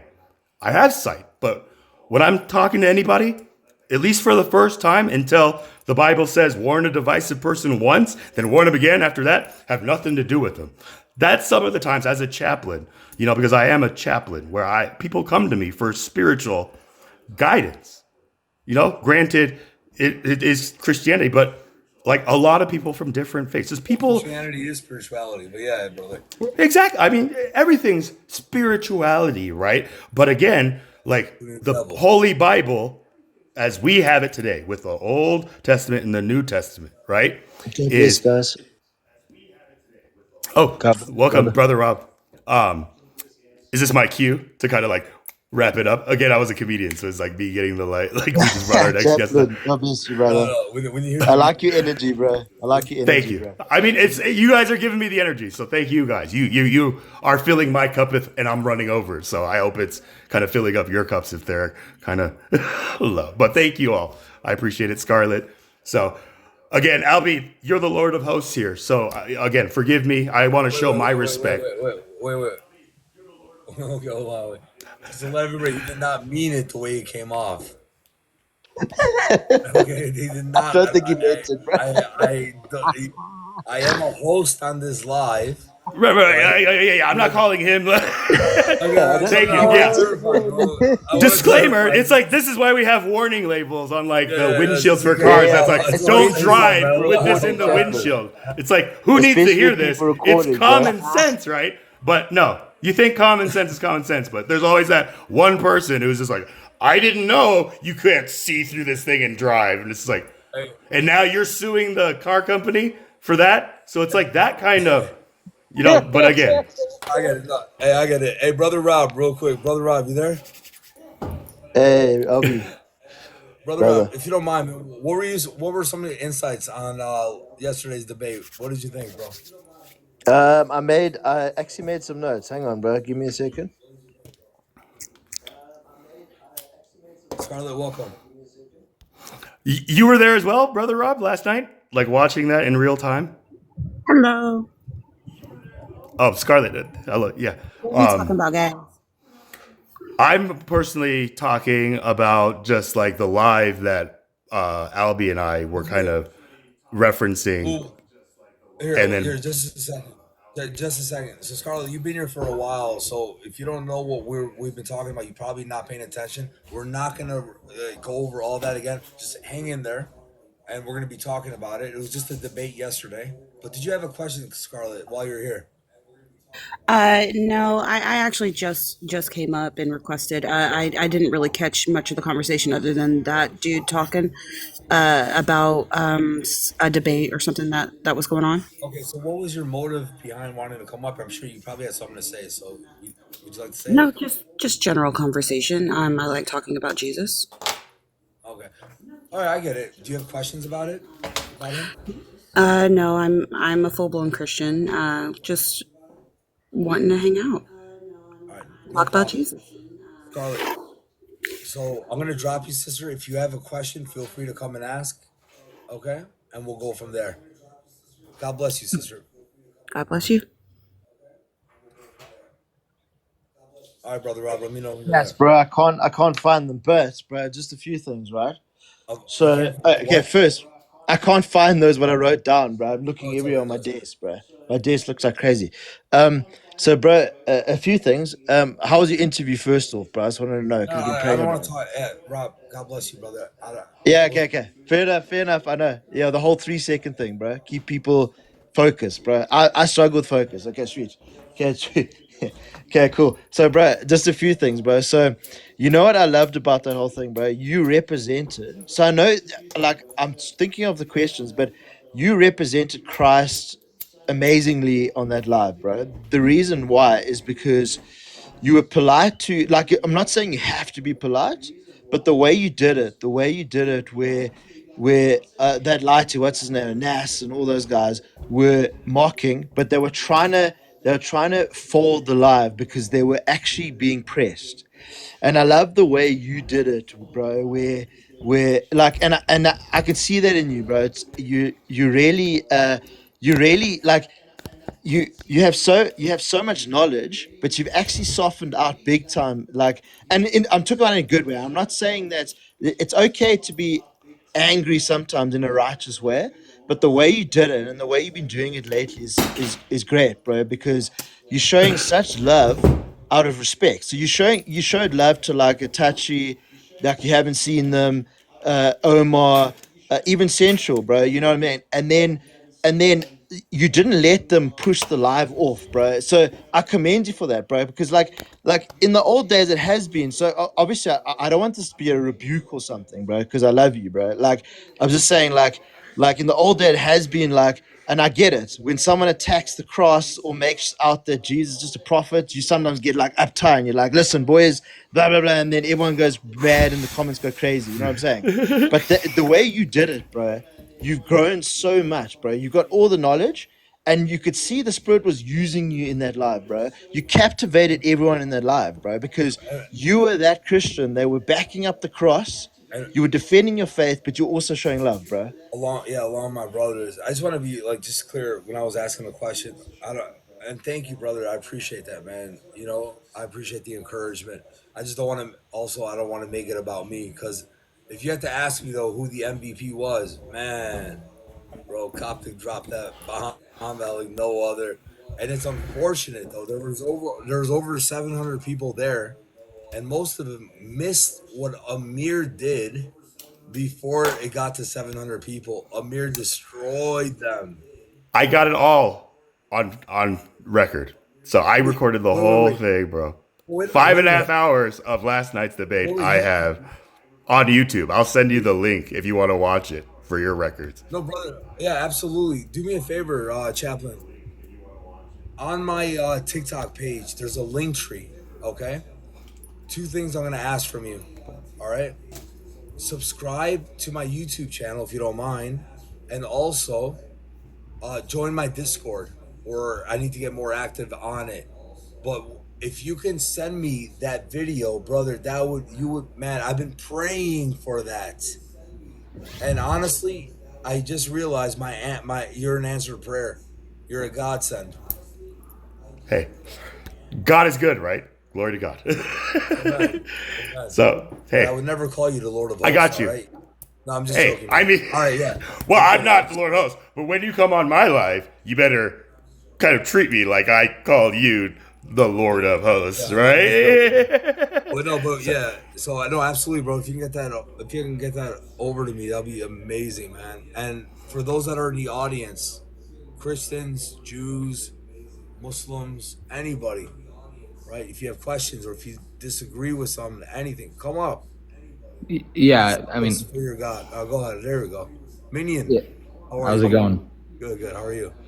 You know, staying up a little too late. Got work early in the morning, but here we are. So that means something here caught your interest, bro.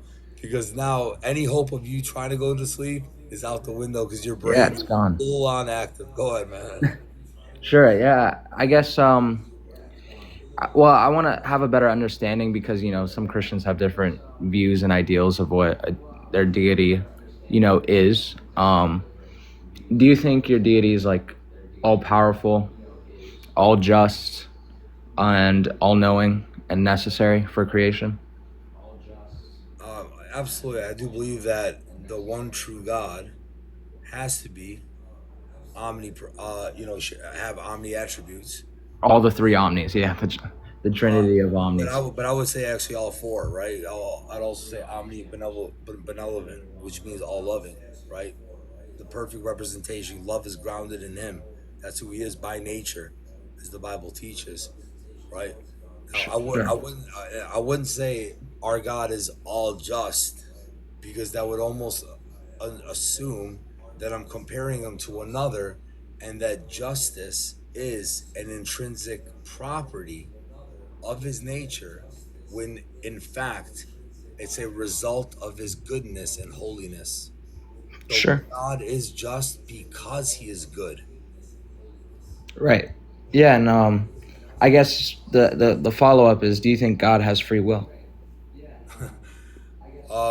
Yeah, so God has free will to act according to His nature.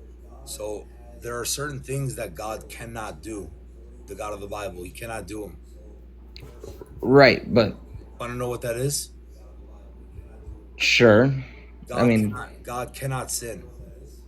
Okay. God cannot create another God like Him.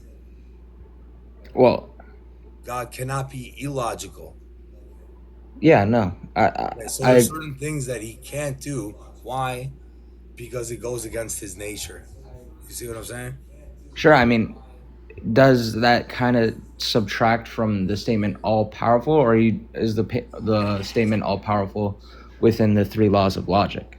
Yeah, well, no, it would be all powerful, right? Omnipotent, but that doesn't take away from the fact that being all powerful does not take away from what his nature is. And because his nature is a timeless being who's perfect and good, he can't then sin. Because then what is he doing? He's then contradicting his nature, making it illogical. So then to be all powerful wouldn't mean that he can then sin. That doesn't make him all powerful, right? Sure, but I'm saying, so he's confined by nature, his nature of his own being. How does that grant all power? Wait. You're gonna have to. I'm sorry. You're gonna have to repeat that. Sure. So you're assuming that God is confined by his own very nature and his own very presence. Yeah. How does that? Let me explain exactly what we mean and what we don't mean. Is that cool? Real quick. Yeah, go for it. Okay. So what we're saying is simply this. Okay. God by himself is the foundation for all what? Rationality, logic, morality, for everything is grounded in him, right? Regarding logic, morality, okay? Goodness. And he doesn't act outside of his nature because it's impossible for him to do that. Right. So, like, I guess I have contention, maybe. And before you give me your contention, just Sure. so I know who I'm dealing with, so I know how to answer, because I deal with different people in different ways. Oh, I understand. Yeah. So what's your worldview? I assume you're going to say agnostic, right? Yeah, like my worldview or like what I subscribe to for like deity. Yeah. Yeah, so like I would say I appeal to more like absurdism for like grounding in like the epistemological like reasoning for reason. And then I would say I'm more agnostic towards the deity. Okay. Now, allow me just to clarify with you, like when you say more agnostic, right? Sure. Did you know that there's no such thing as an agnostic in this world? Let me show you and prove that to you. That today you're going to change your view, at least on this, if you're going to be consistent or logically consistent. Okay? Okay. Okay. Do you Well- believe?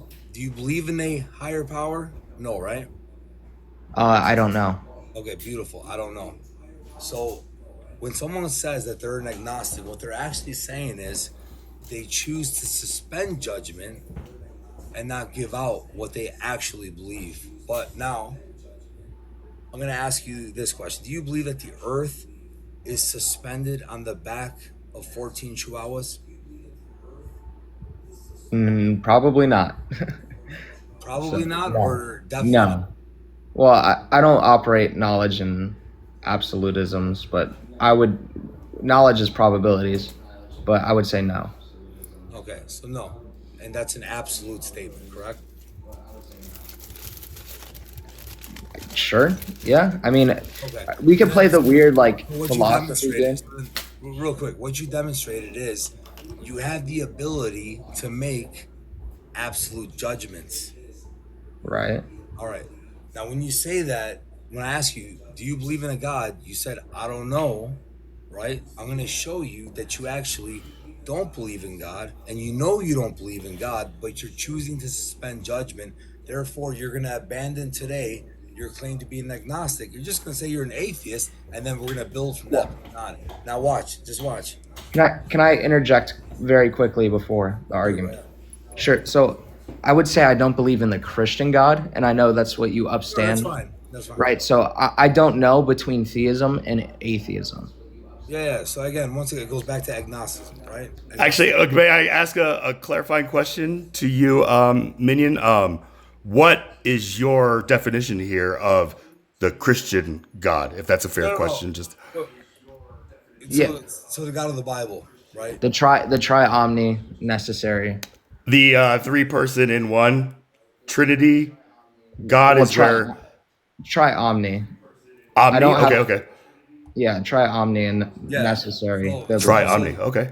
yeah. So Chaplain Charlie, if you don't know about the tri-omni God, this was called at the Council of Minion Fart Gun, not a long time ago, and he put that out there to contest it. So now, with that being said, coming back to what we were saying, I'm going to show you and prove to you that you're not an agnostic. It's a term that you're willing to put forward in order to try to get somewhere else. But no, you're not. You're an atheist. And then I'm going to show you how illogical that is. And then we're going to get to theism. Okay. Do you pray to a deity before you eat? I do not. Okay. So then what you have demonstrated is that you don't believe that there is a God out there worthy to be in relationship with, so that you may thank him for the food that's set before you. You show that you can also make an absolute judgment by saying, no, the earth is not suspended on the back of 14 chihuahuas. Right? So you're not an agnostic, you are an atheist. It's not that you don't know, Well, it's that you're a man without God. That's it. So now, with that being said, let me ask you this. Now that we've I would like to contest that because I don't agree with that conclusion. I also, and with all due respect, host, like I also have like a disagreement with that in a respectful critique way. And you can give me your critique back, but Minion, I don't know if you want to let me go first, but like if you want to. Yeah, just very quick. So we're not assuming this Christian God when we're talking about agnosticism, right? I already told you, I think like I'm atheist on the Christian God, right? So not all theistic worldviews require prayer. Yeah, but I'm not talking to all of the worldviews. I'm talking to you, Well, what you've said.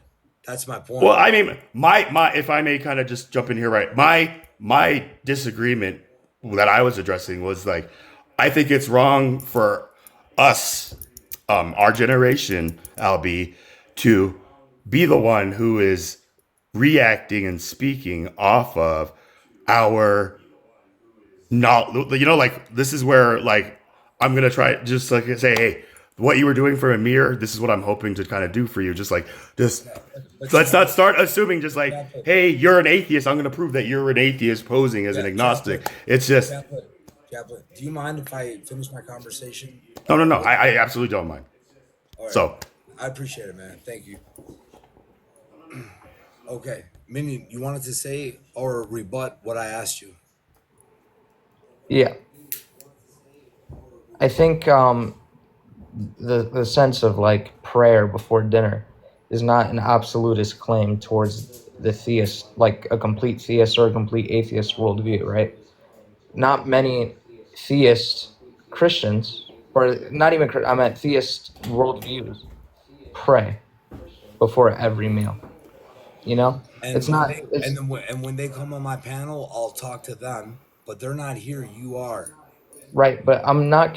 When I say agnostic, I will say I don't believe in the Christian God, but I'm not denying the absolute probability of some sort of non-revealed deity to exist. Okay. Now again, you're not denying it, but you're not also affirming it, correct? Which means you're doing what? Suspending judgment. Correct? Now what's my point in saying that? So if I were to say or ask you, Mr. Agnostic, do you invoke facts in your worldview without referencing God as the ultimate precondition of all facts? What would you say?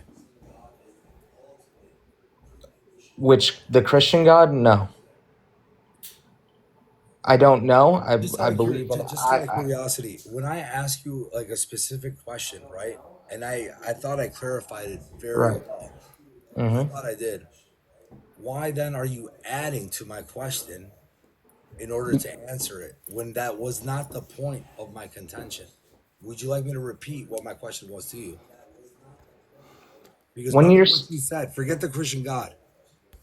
What you said is you don't know if there's, a deity or there isn't a deity, but you believe that it's not the Christian God. Forget that for a second.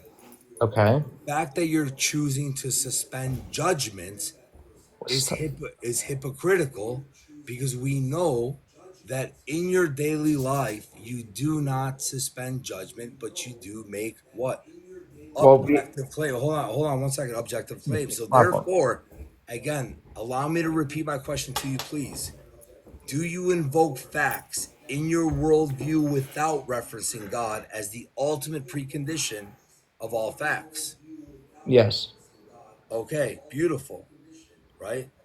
You just admitted in your worldview, God does not exist, proving you're intellectually dishonest. That's what I'm trying to How show. so? I feel like you're playing this Okay. weird, dodgy. When you keep referencing a god, So, right? so, so listen. Let me tell you how, man. I don't know how you don't see it. You No, claim you claim to be. Listen, you claim to be an agnostic. All right. I'm telling okay. you, you are only suspending judgment on this panel because you don't want to give out what you actually believe, but you do what? You do invoke facts in your worldview without referencing God as the ultimate precondition of all facts, showing that you're able to make objective claims. You're able to do that. Right. So And by doing so then right away, by doing that, you just admitted that your worldview of God does not exist, proving you're intellectually dishonest. So you don't know. You said, remember, you don't know if there's a God or if there isn't a God, but you know there's no Christian God. The point is, okay. again, when you say you don't know or you do know, or you don't know if there's a God, right? You're not sure. I'm telling you, you're lying. You're being intellectually dishonest because you're on this panel choosing to suspend judgment. And how can I then proceed forward with you in a conversation if it's going to be based upon lies?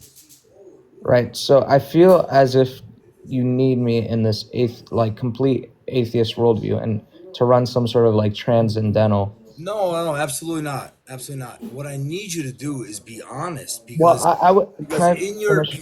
because friend, in your everyday life, you admit it that you invoke facts in your worldview without referencing God, who is the ultimate precondition of all facts, Can right? I? Can I So ask you to what's my justify? point in saying that? You're able to do what? To make objective claims. So then when you sit here and you say you don't know if there is a God, but you know that there's no Christian God, then you're lying. I Because you admitted in your worldview that God does not exist, proving you're what? Intellectually I dishonest. said the Christian God does not exist. Right. I think it's Which is why I had to ask the following question, just like, what is your definition of the Christian God?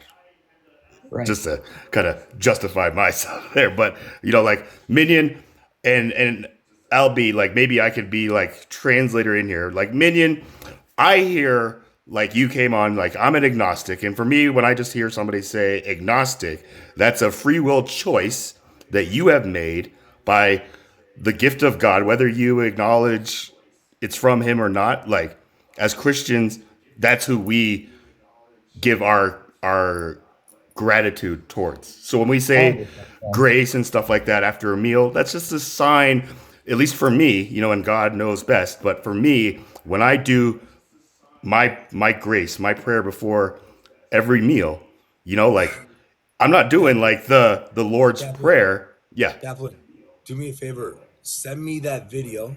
I Okay. did. I subscribed to your YouTube, and then Okay. I I appreciate it. Listen, tagged you listen, on the YouTube comment. I I appreciate would it. like to finish I'm like gonna, my I'm gonna, sentence, yeah, one please. second. Let me just drop Chaplain for a minute here. Yeah, one Please. second. Let me just drop Chaplain for a minute here. Okay, so we can get back to our conversation, right? Because I don't want to get off it. There's a reason why I'm bringing you to your road to bring you out of hypocrisy, so we can actually have an intellectual conversation. But it Right. can't happen until you start admitting what you know to be true. What do I mean? Because you I know I the I, life. under, I understand, right? And I just kind of want to stray away from like this reductio ad absurdum tactic to try to like forcefully like define my worldview. I would like you to actually justify how you come to the epistemology to say that God is all grounding. Yeah, beautiful. So before we get to that, right, I need to understand your heart's desires regarding what your worldview is so that I can communicate the language in which would respond to you so we can have a conversation. But if you leave yourself in a position where you choose to suspend judgment and all you want to do is try to go on the attack, well, I'm not going to allow for that to happen. You want to know my position. You know my position as a Christian Trinitarian, right? I put it out there. But why then are you being intellectually dishonest? I wouldn't use the term intellectually dishonest, right? Because I've said very clearly, I can operate as an atheist towards the Christian God. I just can't suspend all judgments, because to say to suspend all judgments in any atheist worldview would be incoherent, right? Because there's an impossible burden of proof into proving any sort of deity, right? Because we can't know what possibly. Okay, wait a minute. All right, let me stop you. Hold on, let me stop you. You said we can't know. I'm going to show you. Well, can I? You can know. But finish? All right, go ahead. Go ahead. Yeah, so what I'm saying is there's an impossible burden of proof, right? We both adhere to the brain and in the vat, right? We both adhere to, we don't know what other evidence of a God there is, or any other God that might trump the Christian God and might actually reveal himself. We can't possibly know. Yeah, we can. How so? Beautiful. Let's first get to you, and then I'm going to show and demonstrate. Hold on a second. I'm going to show and demonstrate that you are the proof. I'm just for this conversation against the Trinitarian God. Forget about that. I don't care. I don't need you to say something just to say something, because then now it's making you a liar again. So once again, you're an atheist, right? You don't believe that God exists, period. Right. When you say God, are you in reference to the Christian God? Any deity. You don't believe that there's a power, an intellectual mind, right, that's outside of creation that created all things. I think it's very unlikely, and if there was, he hasn't revealed himself, and he will never reveal himself. Okay, so now notice again what he did. What did I do? You went to suspending your judgment, right? So saying you don't absolutely know something is not suspending judgment. It's being very intellectually honest. No, it is. Why? Because you're able to actually make intellectual claims because you do so in your daily life. You do. Right. My claim is I don't know. What's wrong with I don't know? I'm going to show you. You ready? Okay. Are you able to make objective claims, yes or no? Yes. In non-reference to deity, yes. You can appeal to axioms. Everyone appeals to axioms. Okay, so you're able to do that then, right? Okay. Yes. Okay. I'm going to move forward with you. Now, when you do that, do you exercise logic? Yes.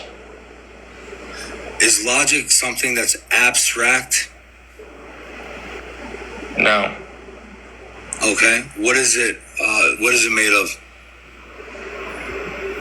It's not. It's made of contingent ideas. It's just an idea. Wait. Are ideas abstract? Yeah, I missed where I thought you meant abstract in the sense that it's not objective. It's all good. So logic then is abstract, right? Sure. It's not something that you can tangible. It's not something that you can see, right? Yeah, you can't have a cup of logic. Yeah, but yes. Exactly. But you can use it to reason. In other words, right? Yes. Would you say that logic is grounded in you? You are the source of logic, or is this something? No, it's not grounded in me. Okay. Would you say that that logic is a real universal that's abstract? In the observable world, yes. Okay. And when you say observable, just to be clear, right, what you're referencing is not that you can observe logic, right, but that you can use this universal tool called logic, in which would cause you then to reason, to make choice, or whatever the case may be, correct? But it's outside of you. It's not because of you, right? Right. I would say it's grounded in reality. Okay, absolutely. All right, good. Now, final question. Do you have to use the mind that you have, in order to exercise this invisible logic that's not grounded in you? Yes, I have to use my mind to interpret it, yes.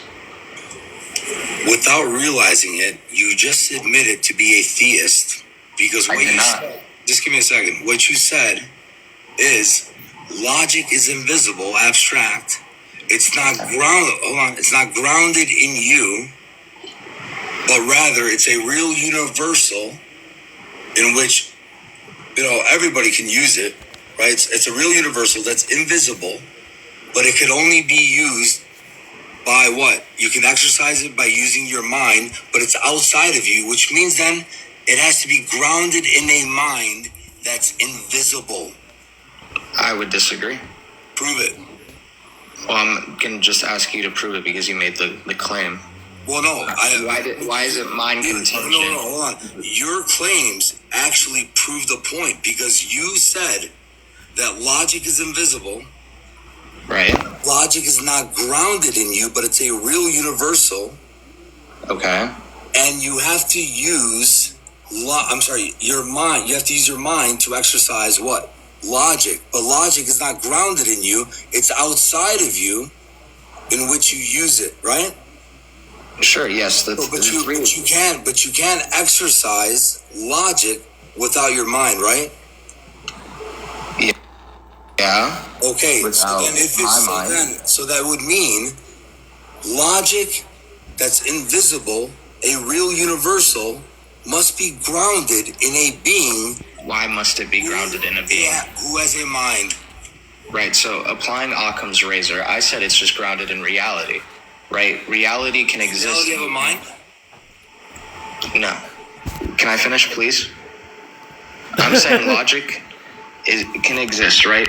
When humans were around, logic still had its principles. We just didn't realize it. Same with math, right? Mm-hmm. We just use our minds to interpret logic.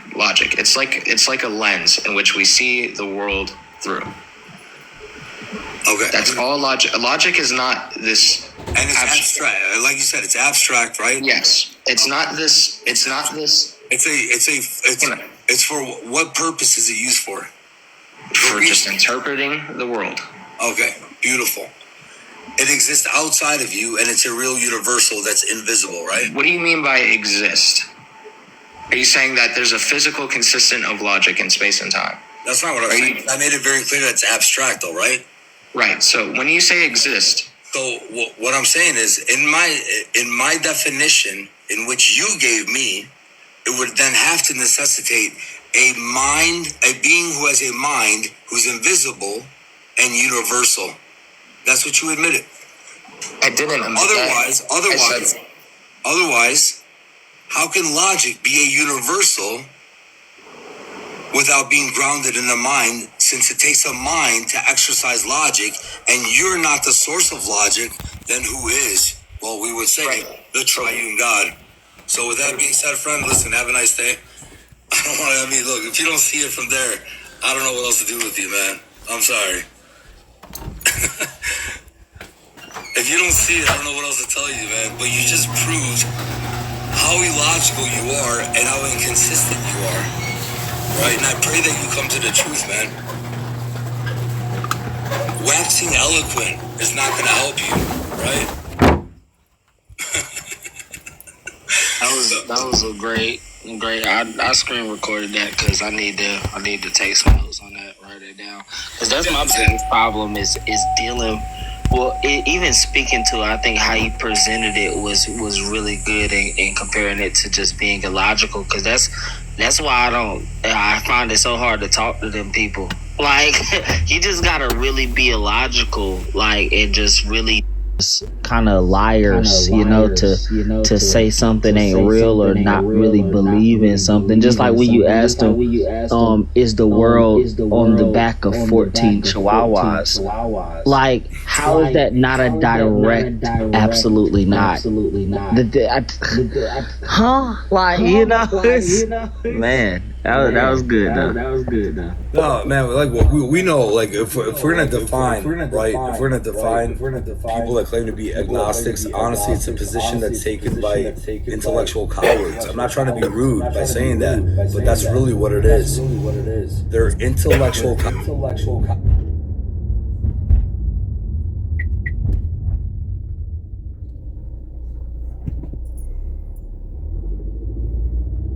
As he admitted, and still wants to claim to be an agnostic, yeah, bro, just admit that you're an atheist, and now, using deductive reasoning, you're a theist. So today, this man has three religions. He had three religions. He started off becoming agnostic. He was an agnostic here. That was his religion.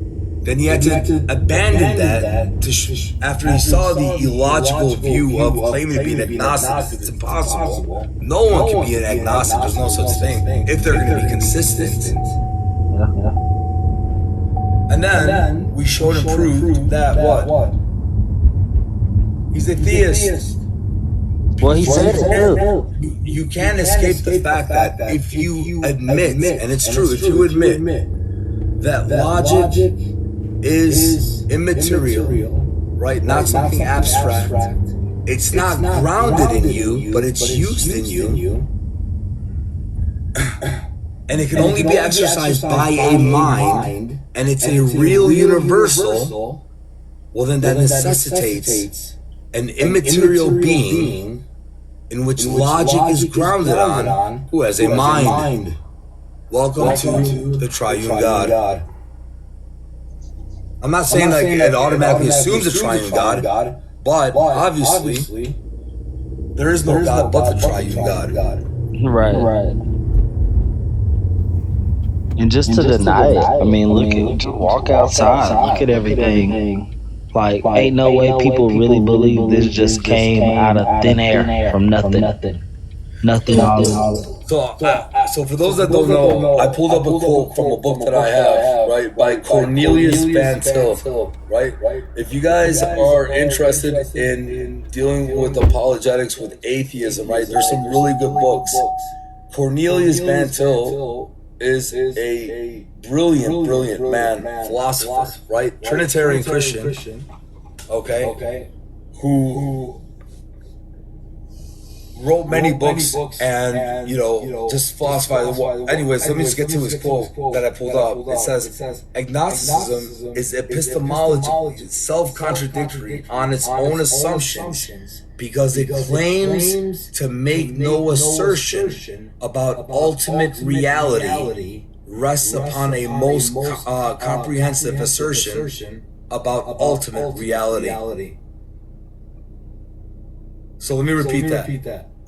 Agnosticism is epistemologically self-contradictory on its own assumptions, because it claims to make no assertion about ultimate reality, rests upon a most comprehensive assertion about ultimate reality. So in other words, while they're claiming, they don't make objective claims. They're making objective claims in their private lives, in their mind every day. They just choose to suspend judgment and not give it out so that you don't bury them. That's it. So you can't debate them. Because as soon as you get into then atheism, then we show you what faulty atheism is. But how can I show you the faults of atheism if you're gonna hide that from me and not be truthful with me? Because we all know you're an atheist. Even though your professor told you, no, you're a good agnostic, and you grew up thinking you're an agnostic and you got away with it, talking to people that weren't able to communicate with you. Today, you were shown that you're no longer agnostic, that for a great 3 to 7 minutes you were an excellent atheist, who then became a theist.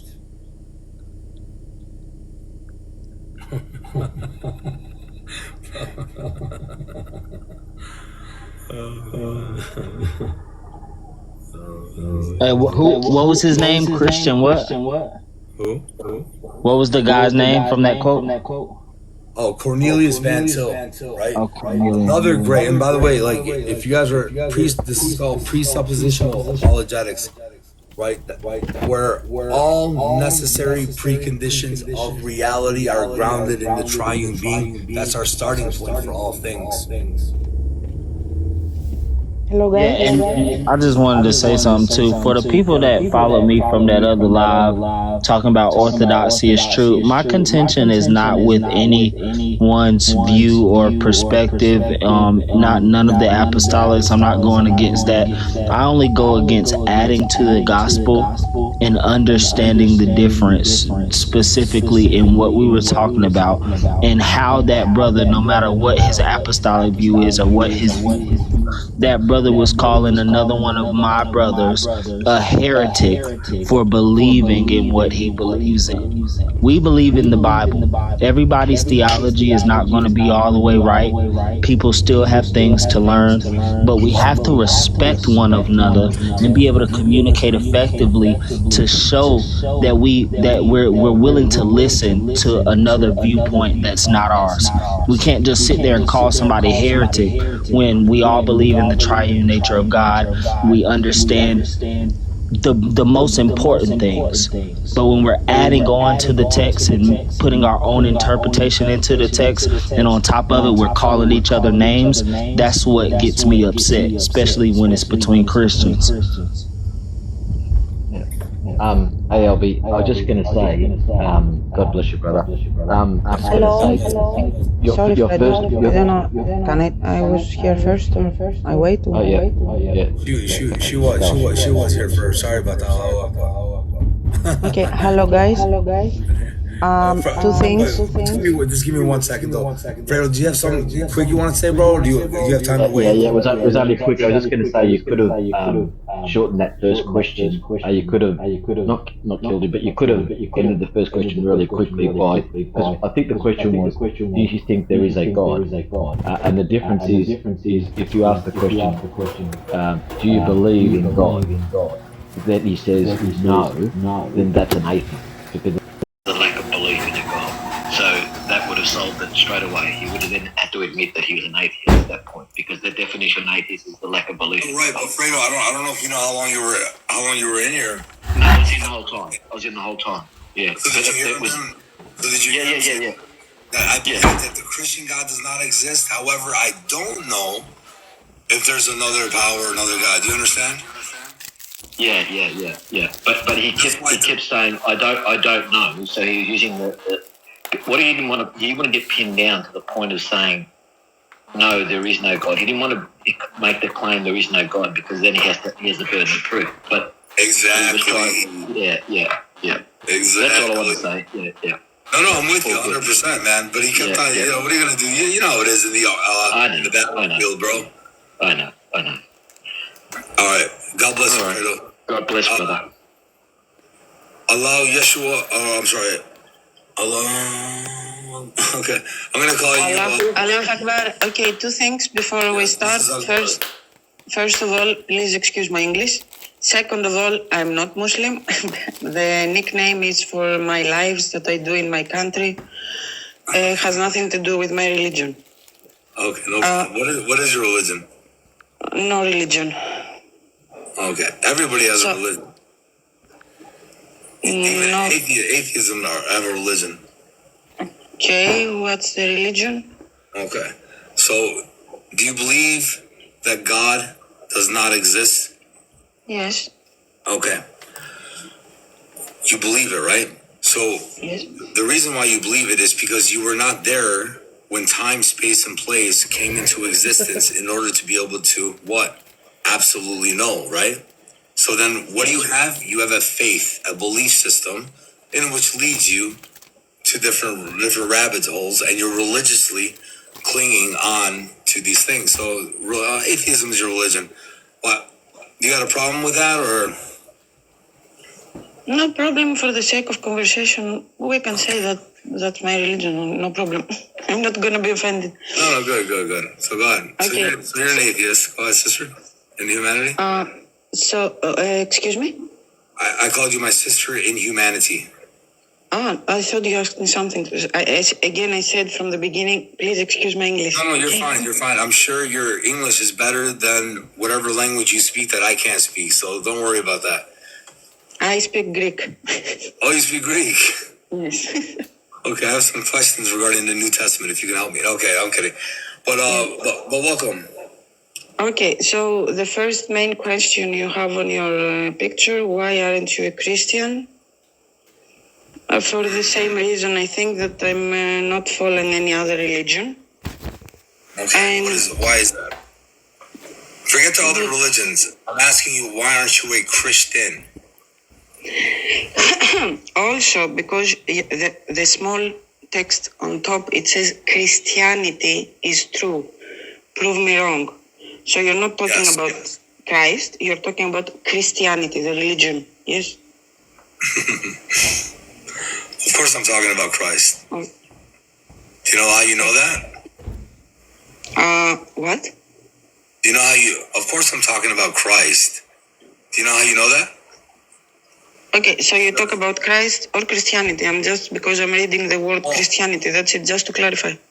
Okay, no problem. So to clarify, or to give you the definition of it, Christianity or Christian means Christ follower. So who are we following? Okay, I have people in my country that they follow the pantheon, the ancient Greek gods, but okay. Okay, but you know what? They're not here right now. They're not here. And plus, the ancient Greek gods, according to the New Testament, prophesied in the Old Testament, were destroyed by Jesus on the cross.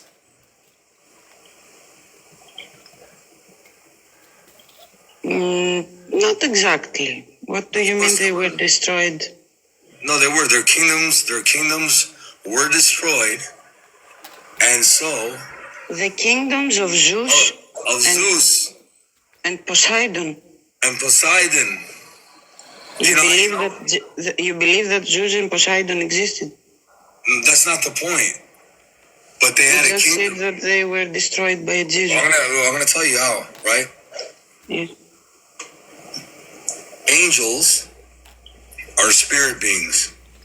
Okay? Now, obviously, you as an atheist, you won't believe any of this stuff. That's fine. We can get to that here or no. My point is, history shows what? That Zeus ruled over what land? Even though you don't believe Zeus existed, what land did he rule over?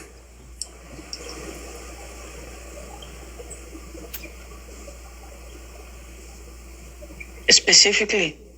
Yes. There were no borders back then, but no, there was. The Hellenized part of the planet. Okay. Not the Hellenized part of the planet, right? Because it got reduced. Because Zeus lost land as Alexander the Great when he went down, and then what happened, right? It was then given over to the four generals, and from there, and then the land kept on reducing, and now the Romans took over. Right? So then the land of Zeus became reduced almost to nothing. And then the Roman gods became what? Reduced to nothing. Why? Because what was the dominating belief in the land as the years after the crucifixion of Christ happened? The one that was enforced by emperors for political power. Hold on. You can assume whatever you want to assume. Nevertheless,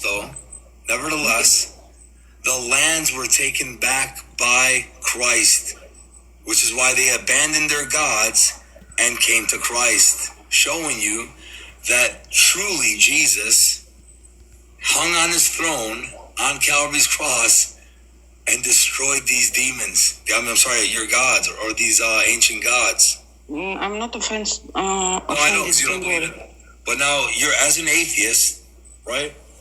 I'm going to ask you you this question.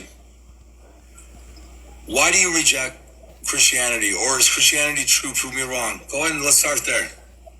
Okay. Yeah. Why I reject Christianity? Because No, not why. Christianity is true. Prove me wrong. That's my thing. So I believe Christianity. Just wait a minute. First of all, I want to clarify. We are not here for me to pursue you for something, or you to pursue me for something, right? Persuade. I am here to persuade you. Why? Because the scripture tells me and I'm going to read it for you because I go by the Bible, right? It's 2 Corinthians chapter 5. All right. Just a minute. Let me open it, please. Okay, no problem. 2 Corinthians.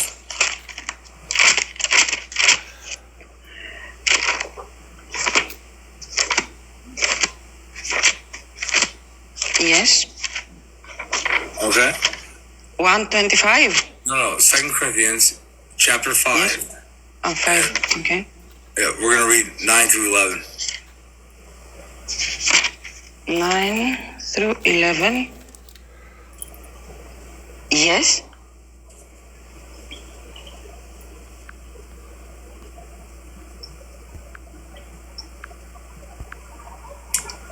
So you want 11, not 9 through 11. No, 9 through 11. Because we know the fear of God.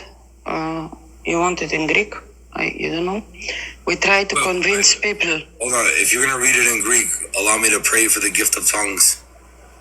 Yes, No, go ahead. So 2 Corinthians chapter 5, please, if you can read 9 to 11. Because remember, you said, you're not here to persuade me. I'm not here to persuade you. Well, no. I'm not here to waste my time just to talk to you and to win a argument over you. That does nothing. I can't. I'm gonna read it in Greek. I don't have it in English. I have the Greek text. No problem. Okay. Read it in Greek 9 to 11. Then I'll read it in English. Okay. Okay. So I'm starting. Yes. Δια τούτο και φιλοτιμούμεθα, είτε παραμένομεν εις το σώμα, είτε φεύγομεν, να είμεθα ευάρεστοι εις αυτόν. Διότι όλοι εμείς πρέπει να φανερωθούμε εμπρός εις το βήμα του Χριστού, δια να λάβει ο καθένας ό,τι του αρμόζει, δια όσα έκανε με το σώμα του, είτε καλόν είτε κακόν. Επειδή λοιπόν ξέρομεν το φόβο του Κυρίου, προσπαθούμε να πείσομεν τους ανθρώπους, αλλά εις το Θεό είμεθα φανεροί. Ελπίζω δε ότι έχουμε γίνει φανεροί και στα συνειδήσεις σας. That was through 13. Okay, so just up to 11, but that's okay. Now I'm going to read it in English. Okay. 2 Corinthians chapter 5, 9 to 11. Therefore we make it our aim, whether present or absent, to be well-pleasing to him. For we must all appear before the judgment seat of Christ, that each one may receive the things done in the body according to what he has done, whether good or bad. Knowing therefore the terror of the Lord, we persuade men. We persuade men. But we are well known to God, and I also trust are well known in your consciousness. So do you see why I persuade? Because there is going to come a time, and it's true, you will appear. Okay. That you will appear before the judgment seat of Christ. And knowing the terror of that day, especially for an unbeliever, I'm here to persuade you. Okay, but we're not going to fight if you don't persuade me, okay? You're not going to kick me out if I'm not persuaded. I mean, I'll not kick you out. Like, I'm not going to be mean to you. You know what I mean? You're being very kind. There's no reason to treat you. Look. Okay. My Lord desires your salvation. He loves you. Why would I just, you're gonna probably disagree, walk away. It is what it is. What am I gonna do? Okay. So, if for the question you asked me before, why I'm not a Christian, because the Bible is not a book or not a description of a God that I would choose to adore and follow. Okay. So that's like the same like when I read about Zeus raping and doing stuff, I wouldn't follow him. Hold on. I have to stop you right there. Just a second. There's certain language that we can't use on TikTok because they're gonna. Sorry, yes. Okay, great. Okay, sorry. No problem. So I understand what you're saying, right? However, what you just did is that you made yourself a standard as to what you want to do in your life and what you don't want to do in your life. You never gave me a reason as to why you reject Christianity. The God described in the scriptures is not a good prototype. A good example for how to live my life and act. Okay, beautiful. Now I'm starting to understand. So now what you just did is you're like, you know what? One day I'm gonna be before the judgment seat of Christ. Let me sit on the judgment seat of him here on earth right now and tell him he's not a good God for me to follow. But the problem with that is you're then making yourself God. Why? Because you're the standard of what is good and evil, what is right and wrong, what is true and false. Are you telling me that you are the standard of true and false, good and evil? That was a big leap that you did there. But you said that he's not good. Yes, it's not my view, my point of view for good or evil. Like, I think that we all agree in 2025 that slavery is a bad thing. It's not my point of view. Okay, but wait a minute. I hope. I hope. No problem. So let's run with that for just a second, right? In 2025, right? And you're saying we all. Is slavery always evil? Yes. Always? Always. Did you know that throughout history, there's a type of slavery, right, called butler slavery, where they would sell themselves to a person in order to work for them, and they would pay, and the master of that house would pay the servant, the slave, give him food, sustain him and his family, as long as he did what? Worked for the master of that house. But wait a minute. The slave is the one who went to that man who had money to hire him, to make him a servant in his house, so that he if he hired, then he's a servant. He's not a slave. Just a second, please. Okay. He's the one, the slave is the one that went, because he's poor, no money. He has a family. He couldn't feed that family. So instead of letting them starve to death, being a good man that he is, he went to a man with money and asked that man to hire him. And in doing so, he would pay him wages, work for him, and his family can also eat, and they can rest upon that master's land. Is that good or is that bad? Again, I know your English. My objection. Okay, I'm sorry. I'm trying to find the word. My objection is that is not slavery. Slavery is owning a person, be able to sell it, be able to treat it the way you want. Wait a minute. And still, please. Wait, just out of curiosity. Even if. Wait, hold on. Please. Okay. Wait. But you're making up your own definitions based upon what things have happened in history without understanding the different types of slavery that there are. Because when you think slavery, you're thinking one-minded. Right? You're thinking one-minded. You're thinking there's only one definition. There's not one definition. Prove that there's one definition of slavery. Can I finish what I was saying? If you address what I asked you, please. If I want to continue what I was saying, that even if what you described is considered as slavery for you or for someone else, or maybe for me in the future, even that doesn't make it right that a human being has to do that to be able to feed his family. So that's wrong. Wait a minute. Wait a minute. So working for someone else in their own household. Wait a minute. So what you just said is that a rich man is not allowed to have butlers. You know what That's a butler? an employee. That's not a slave. Oh, wait. Hold on. When we say slave, you're thinking someone that gets beat up. Man, no, that's not what we're talking about. We're talking about exactly the definition that I gave. Please don't run from that, because this is Exodus 21. This is somebody who cannot provide for his own family, so he goes to a man who has money to work for him, and that man will pay him his dues while his family can live on his land. It was, whose choice was it? Okay, look, I'm. Wait, just a second. That's not the definition of slavery. I don't know. You want to choose another word, and we can. Then do me a favor. Give me the definition of slavery. As we You want the Britannica definition? You want the Greek definition? What do you want?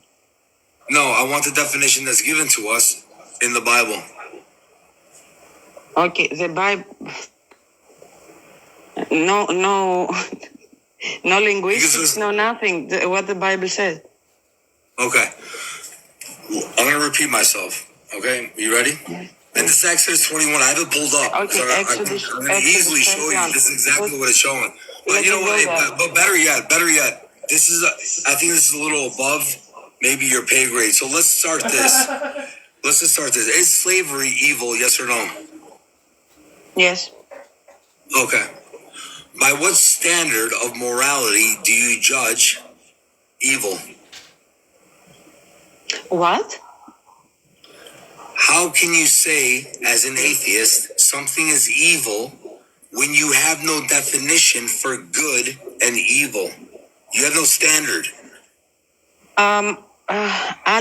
It's not about, because you put in the sentence there the atheist. It's not about religion when you have. I'm not talking about religion. I'm talking about you. But friend, I'm talking to you. You put the atheist in there. Okay. My view is that if ethical is something that you wouldn't like other people to do to you, is being right and following the laws, definitely, but also not do to people what you wouldn't want them to do to you.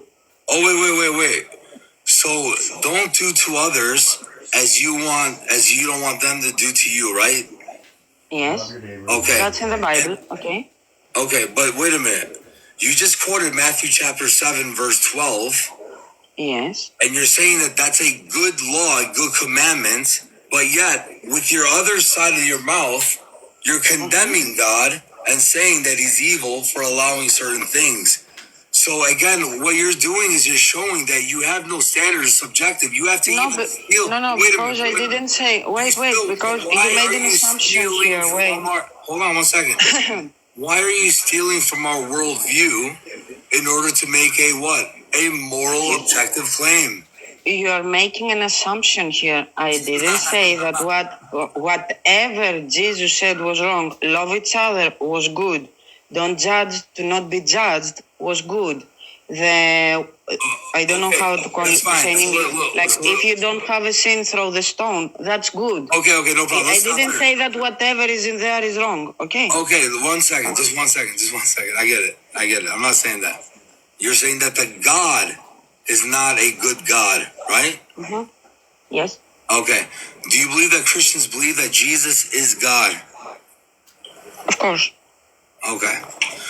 Can you show me one thing in the New Testament that we're under the covenant of the New Testament that Jesus taught that is evil?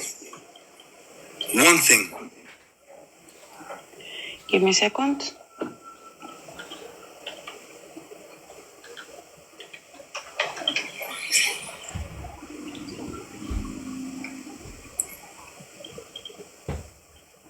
I'm trying to find in which book it was.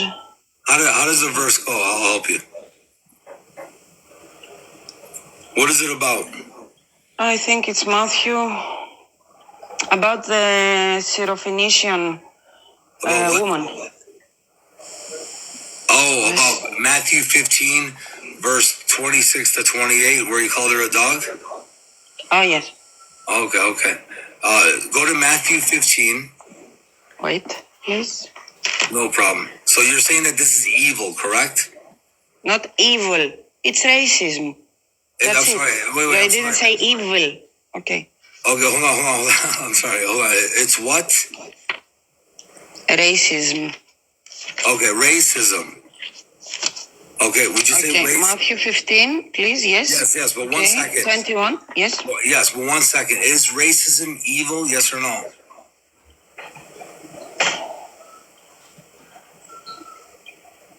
Evil. Okay, that's a very hard word. Okay. Okay, it's evil. I agree. So you call Jesus evil here because of his interaction with her. Just to be clear, because I want to be consistent. All right, you're not going to offend me. Don't worry. It's okay. But at least we're being consistent. Yep. So now, no, because listen, if someone says like, he's black, fuck him. Okay, that's not evil. He's just racist. It's just racism. Hold on. Okay. Just calm down 1 second. Whatever you did, listen. Let me just reestablish this. You're condemning Jesus of an evil act because of racism. No, that's what I'm trying to explain to you. Okay, being racist and being in KKK and killing people, that's evil. Okay, hold on. Forget about that. Sorry for the words. I'm sorry. That's okay. My original question was, can you show me one act of Jesus that is evil in the New Testament? That's what I asked you, because we're under the New Testament theocracy. So let's go there. So then you came to Matthew 15, right? Listen, if the God is, how do you say, all loving? That's how you say it in English. All loving. Sure. Like almighty, all loving, all knowing. That's how you call it. Okay. So if a God is all loving, he must be all loving. If he's not all loving and there is one person that he doesn't love, then he's not all loving anymore.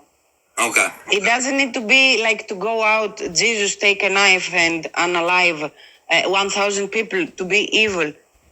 If he does one thing that goes against the all-loving title, then that makes him not all-loving. That's what I'm saying. You don't have to put evil in there. I'm sorry, which would then make him evil. No, not being all-loving is not evil. Hold on 1 second. According to the definition given to us in the Bible and even in real life, anything short of perfect, as Jesus says in Matthew 5:48, would be considered evil. Because Can God I check is it, good. please? Hold on 1 second. God is good, holy, and loving. Anything short of that is against his nature, contrary to his nature, therefore worthy of punishment. Now, if you're charging God of being short of this perfection due to his claims, I'm going to ask you now to demonstrate that. And if you're coming to Matthew 15 to show that Jesus is short of perfection, right? Yes. Because he did not love this woman, the Canaanite woman, right? Because he said, I'm not here for Beautiful. them. I'm here for the Israel ships. No problem. Beautiful. So now that we're getting to it, we're understanding. Wait, is somebody recording me? Are you recording me? That's okay if you are. I just don't like my echo. No, sorry, maybe my microphone. No, I'm not recording. Okay, I don't mind if you are recording though, just to be clear. I just, if you want to torture me, it would be allowing me to listen to my own voice. That's why everyone who listens to me, great will be the reward in heaven. I feel bad for them. But here, so, are you there? Yes. Okay, let's go to, now remember, you're saying that he didn't care for her, he didn't love her, right? He said that I didn't came Okay, hold came on. for the ships, the lost ships of the of Israel. We lost you to Israel. Sister, please listen to me. Please listen to me. I asked you to show me one act of Jesus in the New Testament that demonstrates his evilness or not. How about this? Not being perfect. Can you show me that? You're separating people being worthy and not worthy of your help is not a good act. Okay, beautiful. So because you're saying that Jesus rejected her, didn't help her, therefore he can't be a loving God. But if he did help her, would he be loving? No, why you're twisting now to end up that he did help her after all. No, it's the word he said. It's the words. It's the words a perfect creature uses.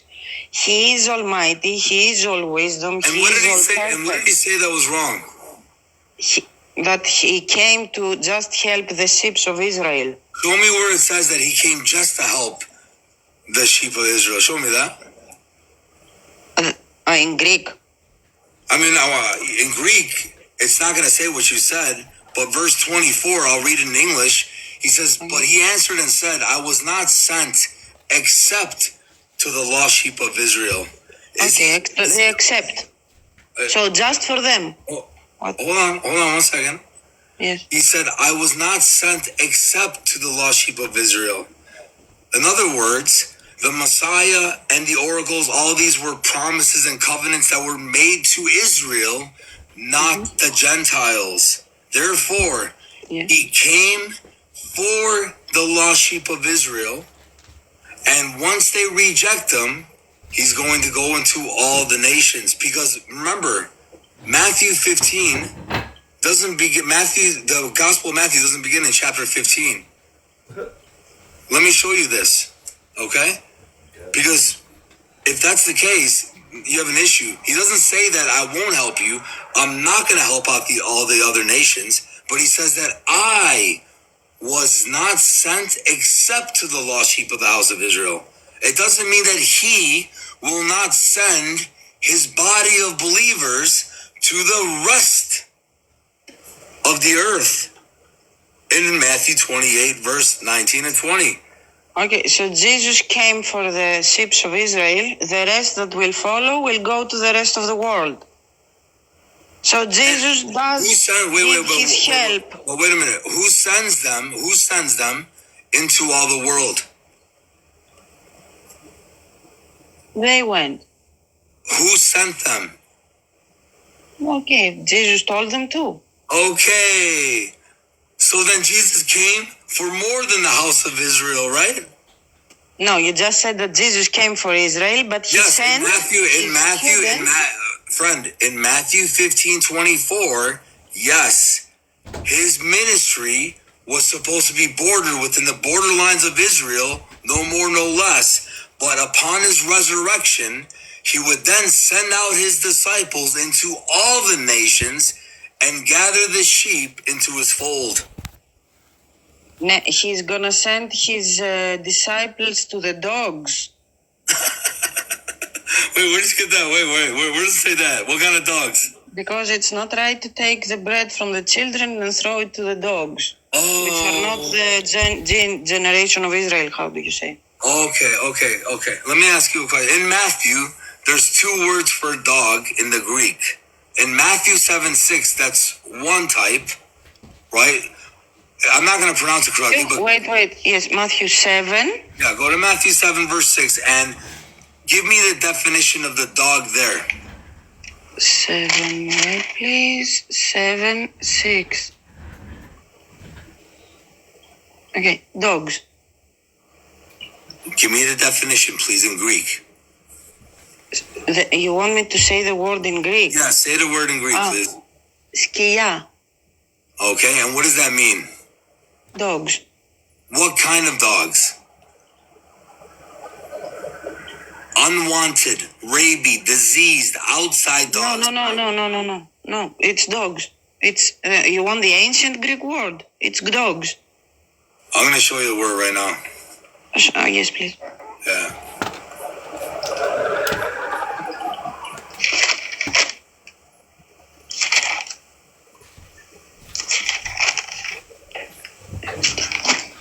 telling me it's only what you're saying, right? But here, I'm going to show you, right? Kaisin, right? Right? Kaisin? Which means what? Dogs. Oh, okay. It's a primary word for dog. Can it be used for a dog that's outside, rabied, a despised dog? A dog of disease also, right?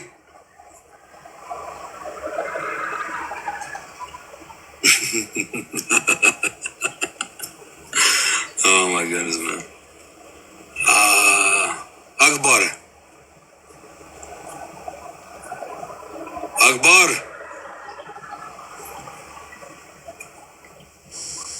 Akbar. Where are you going, girl? We got real quiet.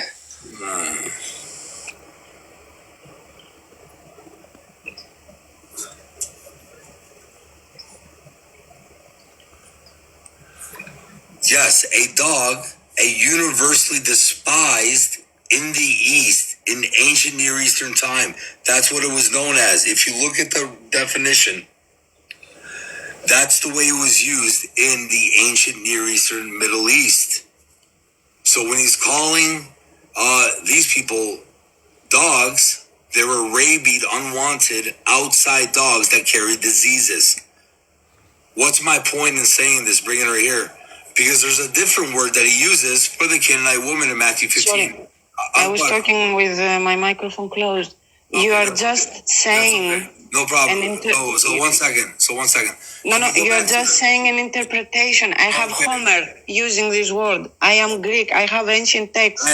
And that's beautiful. Now, what I'm telling you, all right, the way it was, hold on 1 second. Can it be used of a rabies diseased dog, yes or no?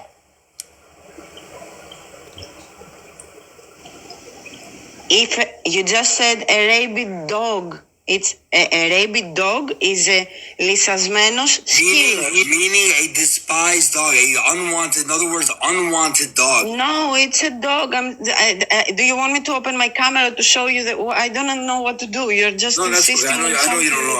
I know you don't know what to do, but that's why I'm going to show you what I'm going to do. Just give me a second, okay? Okay, thank you. All right. Yes. Okay, here we go. Can you read this word for me, please? Wait, I can. You're moving it. All right, right here. Kaisin, right? Kisin. Okay. And it means what? Strong's. I'm sorry, I can't see the whole. What does it say in the beginning? In the beginning. Oh, it says it. Okay. Strong's Greek 2965. Where is this? From where is this? Here, is that better?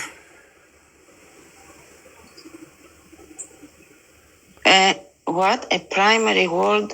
A dog? No, I don't know where. Listen to me.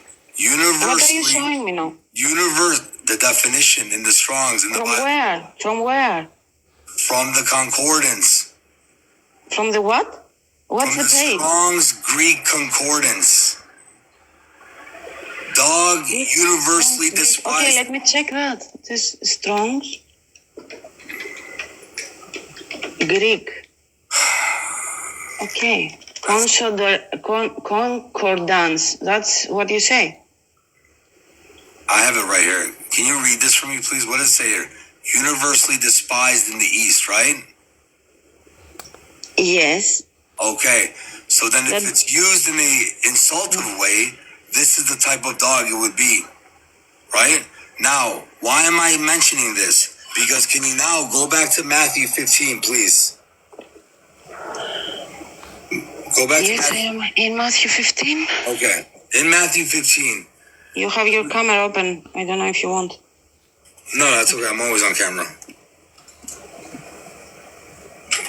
All right. You with me? Okay. When he called her a dog in verse 26, what is the word for dog there?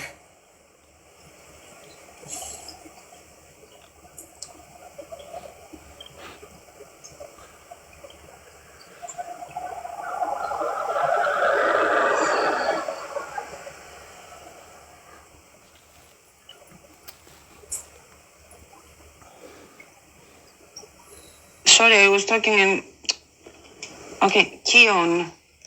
Okay, and what does that word mean? Okay, are you gonna accept my? It's kinarion is like I don't know how to say in English. Little dog, puppy. Yes, that I don't know the word for that. Okay. Let me give you an example. Let me show you. Hold on, give me 1 second. Mm-hmm. Yeah? 1 second.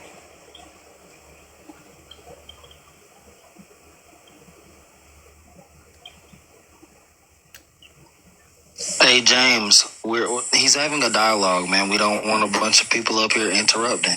Okay. Oh. Would you say that this is a good definition? It's listen. This we have a thing in Greek. Okay, like when you say door. No, not door. Well, I'm trying to explain to you because Greek is a little fucking. Okay, when you say trapezi, okay, it's a table. If you say trapezaki, is or trapezara, that's a big. Okay, I fucked it. Let's say that's a small in size or in age. What do you want to? Fuck. It's the size or. I'm so sorry, guys. I'm suffering here. Okay, do you mean in age or in size? Okay. The word that's being used here, does it mean puppy, small dog, little dog? No, not always. Like trapezaki, which is the small table, it's the size, you understand? But if you say gataki, like the small kitty, you mean the age of the cat that's small. The age. So that's... What's the word? What's the type of dog that's being used here?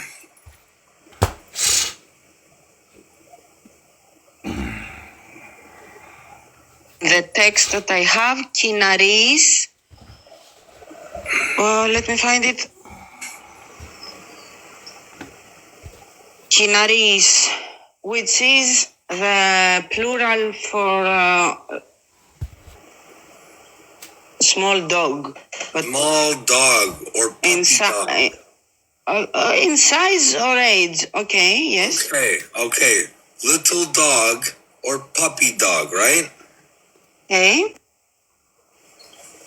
Which is also a domesticated dog. Why is this important to know? Because the children are where? In the house, correct? Eating bread from the table? Right? Okay. And where is this dog? Outside or inside the master's house? If they are eating from the breadcrumbs that fall from the table, they are inside the house. So that means they are domesticated dogs inside of the master's house, cared for and taken care of, correct? Yes. What's the problem? This is a prophecy to show that in the master's house, there will be all types of people there.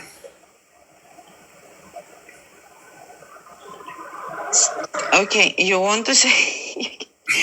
Look, my friend, okay, you're amazing. Okay, the way you turn everything, okay, kudos to you for that. You're amazing. Congratulations. I don't know for how long you've been doing this. Okay, like it's insane the way. No, seriously, congratulations. Seriously. It's okay. Slaves were also in the cotton fields. Slaves were in the house. It's okay. We had to whiplash them or to kill them or to grape the women and make new slaves. That's okay. They were in the house. Master loves them. Yeah, not in God's house though, right? So now with that being said, at least you concede the point that this is not evil what Jesus did though, right? I said it's not evil. I said separating from, like Jesus says in the New Testament. You are all my children. Just wait, because I said that Jesus said nice things. Okay, you are all my children. I love everyone. Love each other. Do good. If I come to you, help me. And that was for everyone that comes to you. That's charity. Okay, he did say good things, but I'm expecting from a God, okay, from a superior creature that made all this perfection around us, to be able to use the correct words. It's not to mix my mind, for example. Why would he use a word that's gonna mix my mind?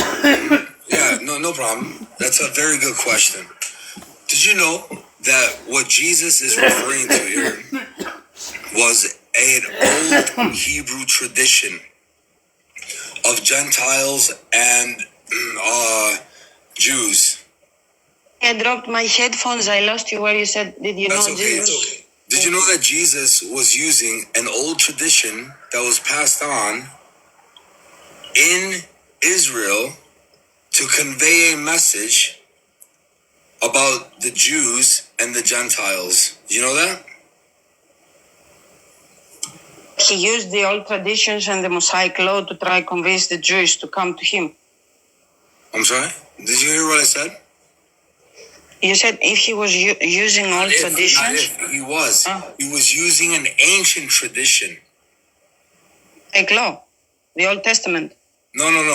An ancient tradition that was passed on, right? Like we have idioms, we have things like that. Things that people would use back then that we would not understand today, or even being used in the land. Like, for example, okay? When pigs fly, I will do this, or not until pigs fly, this will not happen. These are idioms, right? There's analogies. There's certain things that are given only for the culture of that land, of that time, in order for... So like he was speaking to their language in Mark. Exactly. Yes. But it's unfair, though, for you to judge this in a sense that because you don't understand why he did it, unless you've read everything and understand all of this, it won't make sense to you. But if you see the heart of Jesus throughout, even Matthew alone, you'll see the love that he had for all people. But with that being said, notice that he goes on and says what? Then Jesus answered and said to her, "O woman, great is your faith. Let it be to you as you desire." And her daughter was healed from that very hour. Right? So he still did it, nonetheless. And you're saying that it's not good for Jesus to make a separation of people, right? You know, what I'm trying to say is not good. That as God is all-knowing, he knows that we're going to... He knew back then that we're going to have this conversation today. Does he know everything that's going to happen? Yeah, do you agree with that? Yes. Yeah, so the true God is a timeless being who transcends time, space, and place, learns nothing new, but lives in an eternal now.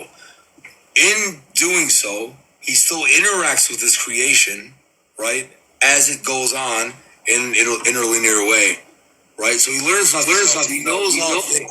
He knows all things. Did he know back then about us today?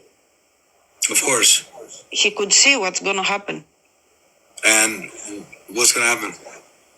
No, I mean, what's going to follow, the years that are going to come, for now and forever, he knows. Yeah, no, of course. I don't know what's going with that. So, I would expect from a God that is good and is all-loving to give a message that's going to be eternal message, like love each other. That's an eternal message, okay? Nothing changed until from then to now. Love each other is good. Okay, but let me stop you right there. Okay? Can we both agree together, right, that there is evil in this world? There is. Okay, I agree. If there is evil, in order for there to be true evil, there has to be a standard for good, a bar. If there's no bar, there's no evil. Everything's subjective. Right. So she's saying there is no good. Right? There is no love. Yes. Okay.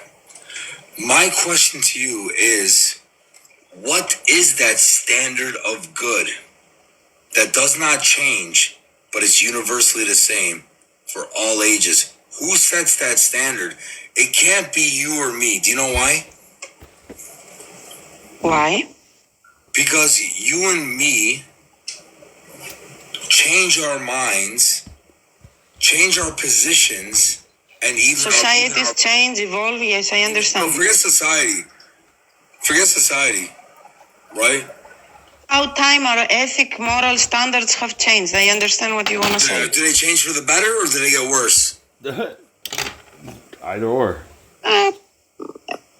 Politically, I don't know. I think for better. It's for the better, huh? You sure about that? Like, I don't know. Now we have to compare specific. Okay, but let me tell you. Let me tell you why you don't want to say for the better. It's because one thing we all have in common is that we are intrinsically sinful, and because we're sinful, we do things that are contrary to that standard of good. Bing bong. So even if we can choose, I'm sorry. The standard of good is to follow the rules of the Bible. But wait a minute, right? Hold on one second. Yes. The standard of good is not to follow the rules of the Bible. The standard of good is to receive the gospel that was given to us and inaugurated by the Messiah. When you say gospel, have you ever heard it? When you say gospel, just to clarify, wait, because words have meanings. When you say gospel, you mean all the New Testament? You mean the whole Bible? What do you mean gospel? I just mean message. The message, because the gospel is a message. It's the good news, the evangelio, right? Are you laughing at me because I'm not pronouncing it correctly? How dare you? Oh no, you said it's evangelion, but it's okay. Yes, It's okay. Don't worry. Please don't embarrass me in front of people by correcting my bad Greek, because I do have bad Greek, though. But anyways. Listen, English is an international language, and I'm killing it. Greek is not, so it's. No, you're right. What English is today is what Keone Greek was back then, though, right? Yeah, exactly. But so. Not exactly that, but yes, let's say that yes, it was the language to communicate. Yes. Right, the predominant language. But the point in saying all of that, right, is as far as the gospel, it's the message. And I told you the message. Let me ask you this. You know, have you ever thought to yourself, why do bad things happen to good people? Have you ever thought about that? Now that's a conversation that's never gonna end. No, it'll end. I'll end it. Did God allow it? Did God allow it for a reason? No, listen. One. Yes.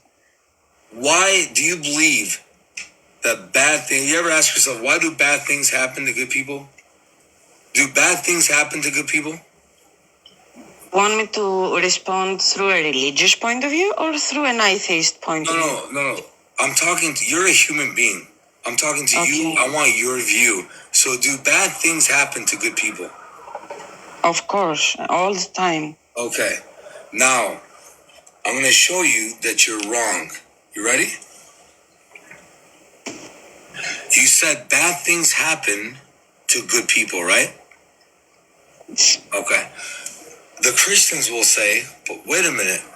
That's only happened once in history, and that was 2,000 years ago. I didn't get that.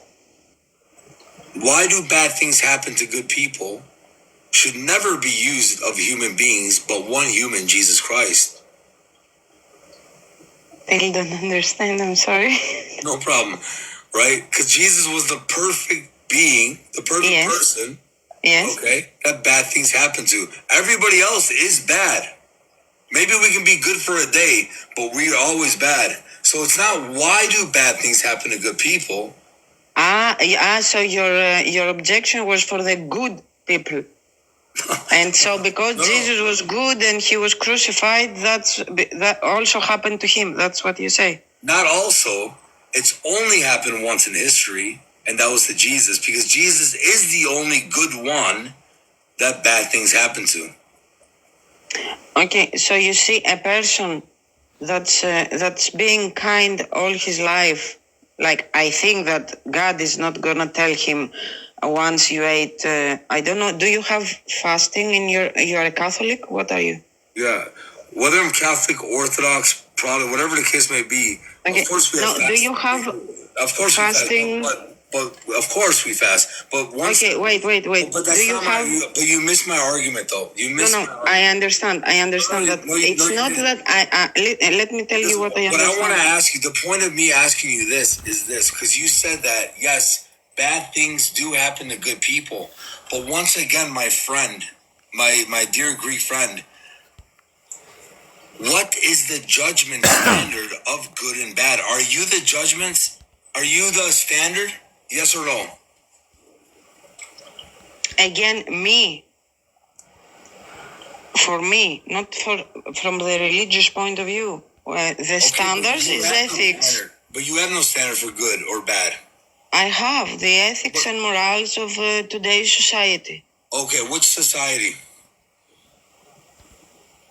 What do you mean, which society? Which society? The ethics and the morality. For example, in America right now, okay, this wicked, vile country, and in my opinion, this is the most evil country on the face of the planet. They're allowing transgenders to go into our school systems and to read books to our children and to deceive them into this garbage. What about that? You good with that? The language you used was too strong. I'm sorry. Okay. Okay. But that's what I wanted to say from before. This language, you know where it comes from? It comes from your book. It comes from a book that says... Wait, what do you mean strong language? Let me finish. It comes from a book that says that if you are not a believer of my God, you may die. And be unalived. It's okay. That's not good for a all-loving God. Okay, because that's not. Someone doesn't believe. We're moving the goalposts. We can get there in a second. That's not. You just said. That's not what I'm saying. You made a claim about society. Please, sister, please listen to me. Okay. You made a claim about society that ethics and morality should be grounded in today's society. I asked you which society. You can give me one. So then I named America as a example society, because from America we expedite all types of evil into all the earth. And if we don't have evil, we invent ways to be evil to expedite it. That's America. That's our society. And I gave you an example, friend. I gave you an example of this, right? Mm-hmm. By transgenders going to our school systems, okay, reading books and teaching them about what? Their sexuality, this and that, wiping out pronouns, masculine pronouns, not letting them make a choice, telling them what they are. Forget about science. Go with your feelings and your emotions, because this society is derived not on objective morality, but rather feelings. And the feelings, according to our Bible, Jeremiah 17 verse 10 says, our feelings are wicked and deceitful. Who can understand them? Okay, first of all, I would accept you to bring me an ethic and non-moral, unmoral society, let's say in Afghanistan or Iran, where they're stoning people. But you want to talk about USA, and if evil is a transgender person that's reading stories, I don't have the whole picture here, because USA is not my country. So I don't know exactly what was written to children to tell you about that. But if that was a fairy tale, for example, if they read Red Riding Hood, I don't have a problem with transgender person or alien person reading a fairy tale. If the book was to a 9-year-old about if you are he, she, or whatever, there I have objections, but these are what psychologists are for. No problem. Let me do this, because now I want to teach you a great principle in our Bible, which is to be wise as the devil, pure as the Holy Spirit. What do I mean by that? What you just said is even more evil than what I said. Why? Because the way you laid out the story is that you're allowing for your children to trust in an individual, trust in this. Because why? Just because they're supposed to right off the bat read you evil, this and that. No, that's not how evil happens. Evil happens gradually. But in order for evil to be taking effect in your life, you'd have to what? Grab onto it. But you won't grab onto it until you are comfortable with it and trust it. So then what are these transgenders doing? They're in our classrooms, smiling at our children, having a good time. Hey, little buddy, how you doing? This and that. They're being so good to them. So great. Feeding them. These are good things, right? You would say morally good things. Only to drop the guard of our children in a sense that, in a way that, these people are good people. Nothing wrong with that. And to grow up to think that it's okay to do what they're doing, right? And that's what USA has done all these years with all the generations. Exactly. But that's what Satan is. But now you have a problem with a transgender person that does that. No, it's not not with your government. I'm using that as an example. But I'm you are telling in you America. why you're wrong in how you the way you laid it out. You made it even worse for yourself. You are an American, yes? Unfortunately. Yes, okay. I feel you. What's your opinion about your army? About my army? Yes. I think my army is ordered by corrupt and wicked politicians. I believe that both Republicans and Democrats are all evil alike. However, within our within our government, there's going to be true Christians. Within our armies, there's going to be true Christians. Within the nation of the United States, there's going to be true Christians. But we live in Babylon today, or Rome, or spiritual Babylon. It is what it is. Because God doesn't have a certain nation right now, except for his own body, the body of Christ. And the body of Christ is in all nations individually. All nations individually. And we're called to be beacons of light amongst that. But again, going back to what you said originally, please understand regarding what is evil. You said that you can identify evil today based on based on the morality that's given to us by the society, right? Yes. Okay. So society now is the standard of good and evil, right?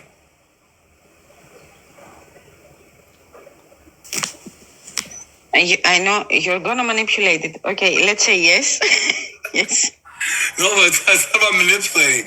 You do see your inconsistency. And if you don't, I don't know what to tell you. My friend, you're turning everything. Again, congratulations. I love the conversation with you because of the way you're using your mind. Okay, but listen, you're taking everything. Like I asked you, what's your opinion about the army? The army is run by corrupted government right now, but then we're gonna be Christians, so you're not gonna kill. No. Within the armies, there are Christians. There are, but they follow orders. And you said that your army is run by corrupted government people. Ultimately, but not all. There's Through the history, can you tell me through history? Can you tell me one time the American army did good? Yeah, to be honest with you, yes, I don't care. You know why? Because it's all corrupted. It's all of it. It's all over Okay, the world. okay. It doesn't So matter. if it is, I'm not. if I'm it not. is I'm not. corrupted, Just one second. Just one second. I'm not a type of Christian that bows down to the American flag. I'm a type of Christian that stands up like Daniel stood up when all were called to bow down to the statue in Daniel chapter 3.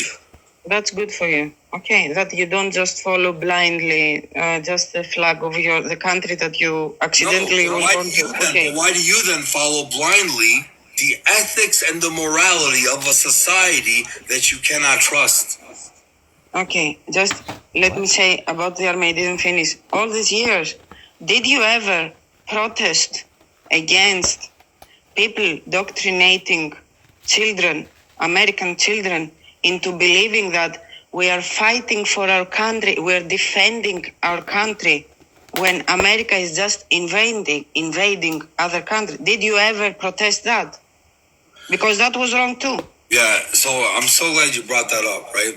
Should I protest that? Okay. Let's say I would protest that, all right? And then what? However, because I live in reality, and reality...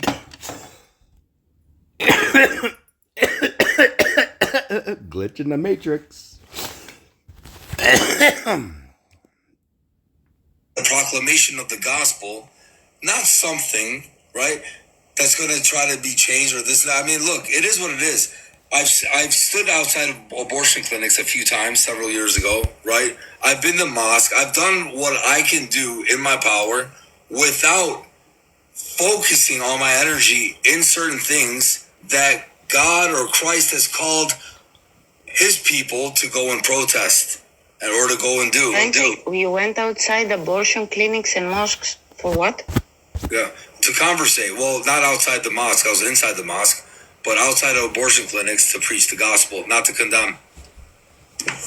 So let's leave all the generalities and let's talk about what you just said. What you are saying, and you are living by the word of God, right? No flag, no country, just the word of God. Well, no, I do have a flag. I do have a country, but it's a pagan country. Of course. It's a pagan country. It is But what it is, though. What's more important for you is the word of God. Amen. Okay. But you know, but honestly, can I just really quick say something? Do you know who my biggest enemy is? Mm-hmm. Who do you think my biggest enemy is in this life? As a Christian, who do you think my biggest enemy is? Muslim. Science. Yeah, science. Huh? I'm sorry. No, that's okay. Now I'm going to embarrass you on that. We're going to talk about science in a minute. We're going to see if science is with the theist or the atheist. We'll find out in just a second. But listen, who is my biggest enemy? Christians. What's Muslim say? I don't know. Okay, I don't know. Please tell me. My biggest enemy as a Christian is myself. That's good. No, it is. It's true. That's my hardest battle every day. Okay, so that's really honest, and that's really good for you to say. You still haven't given us an answer as to how you derive at your society regarding morality and ethics. Can you please tell us that? Okay, I was going to ask you something, then you stopped me to say something, and now I didn't ask it. Can I ask it? No, I just asked you because I'm going back to what we've been talking about, but you're not. I was going to ask you, you said I'm going to interrupt for a second, and you said, who's my biggest enemy? Then I didn't complete my It sentence. was to bring you to the point of this. Our original conversation, you made a claim. Did you not make a claim that you derive your ethics and morality from the conduct of society, right? Yes. Okay. So society right now tells me genocide is wrong. Okay, the Old Testament says genocide is good. Hold on 1 second. Hold on. Calm down. Can't use those words here. I'm sorry, what's the word now for this? 1 second. Just 1 second. 1 second. Okay? Yes. 1 second. All right, beautiful. Does society change its views over time? Yes. Okay, so wait a minute. So then you're deriving your morality and ethics from an unstable, changing mind. One day I feel this, next day I feel that. That's who you trust for your mind. That's not a standard. That doesn't work.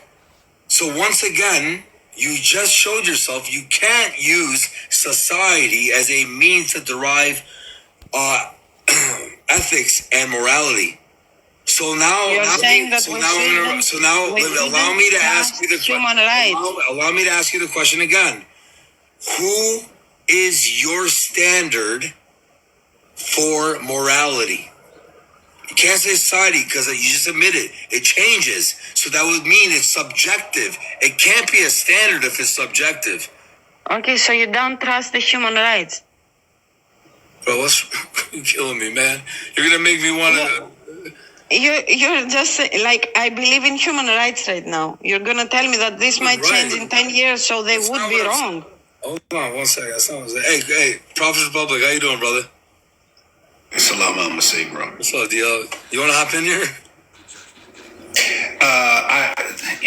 I just came up, man, to say hello, man, and you look like you need to get some sleep. So, oh yeah. So my boy DL just came up to tell me that you ugly, bro. Get the hell out. I'm kidding. I'm trying to figure out what her background is. What? We are all the children of God. Hey, Muslim. Chill. Allahu Akbar. So she's a Muslima? No, she's atheist. But chill. You find me here. You gotta respect me. Maybe even 1 hour. You're right. Let's respect you in the audience by sitting in there and having fun in the chat. All right. Sorry about that. Go ahead. If she's an atheist, then that's fine. Yeah. Where does she derive her Muslim is not fine. What's wrong? What happened here? Hi, the prophet. Which prophet? The prophet? Oh, the prophet's real. Okay. So what's the point that you're trying to get at, Miss Atheist? I'm just having a very, very, very surprisingly nice conversation with a religious person. Because in my country, religious persons, people just come and wish you cancer and to die. So I'm just enjoying the conversation What country here. is that? What country? Greece. Okay. Unfortunately. Yavan. Okay. But if you are American, unfortunately for you too. Yes, please. Okay. So, and what's your interest in talking to theist people who believe in a transcendent God? No, just it was the previous imam that was there. He said, "Why you're not a Christian?" So I just came and we are talking about that. Yeah. Why are you not a Christian? Oh my God, that was one and a half hour ago. That's a very loaded question, bro. Okay, because I said that what's in the book is not a God that we would like to follow. That's it. The God that you would like to follow.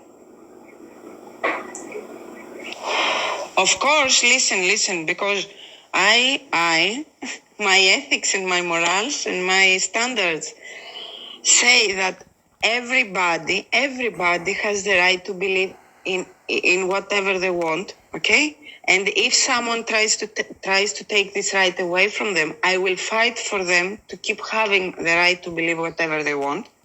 I just don't like it when your beliefs, I'm assuming you're a Christian, okay? Don't do that. Do that. Okay, sorry. Are you religious? No, by the grace of God, I am a Christian. Okay, so when but let me say, people of religious of a specific religion, it might be Islam or it might be Hinduist, whatever. Okay, not just Christian. Okay, but hang on. When they want, So you said that when they try to impose hear me, the sister? religion Can you on hear me, me? that's my problem. Yes. Can you hear me? Okay. So you said that you believe that anybody should believe whatever they want to believe.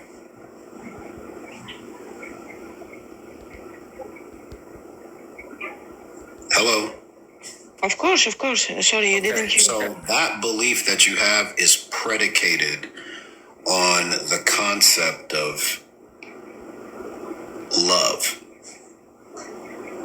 So the God that you reject loves you enough to allow you to believe whatever you want to believe. No. Yes, it is, because ultimate love is freedom, right? So what God doesn't do is he doesn't create automatons. Do you have children? Sorry, when I started talking here, I said, excuse my English, automatons, automations. What did you mean? So he didn't create things that could only worship him. See, the apex of our God's creation is humanity, right? And he allowed. This was not a very successful creation. Yes. That's fine. But the concept that you believe in, that everybody should believe whatever they want to believe, literally is given to you from the God that you don't believe in. No, because I don't believe that this God exists. Oh, okay. So hang on. Do you have to believe in God? Okay, so that's that's the freedom that you gave you. Remember, with freedom comes risk.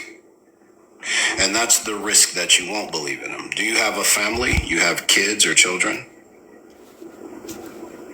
I do. Okay, so do you love your children? Of course. Do they love you? Nope. Okay, so what if they didn't? It'd be sad. Okay, so their love. I wouldn't send them to eternal torture. Okay, but remember, but we're not talking about the distinction between you and the God that you reject. We're talking about you. So the love that your children have is meaningful to you. And the reason why it's meaningful to you is because they have the right and the ability not to love you. The fact that they choose to love you makes that love meaningful. But with the freedom that your children have to either choose to love you or not to not is they have a choice. Their love would mean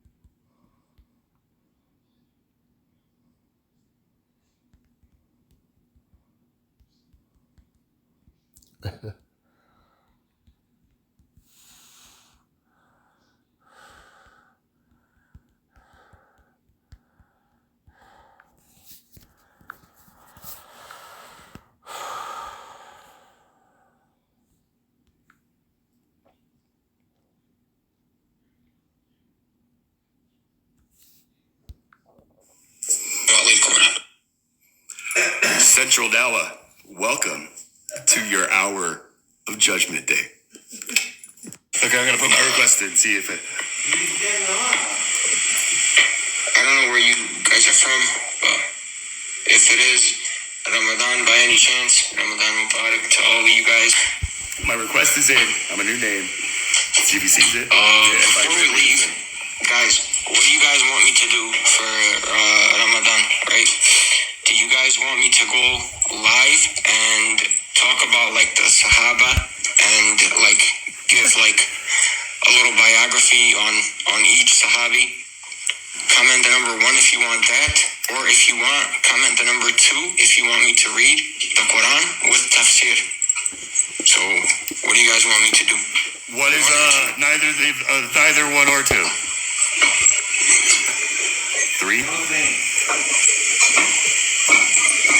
Is there a third option?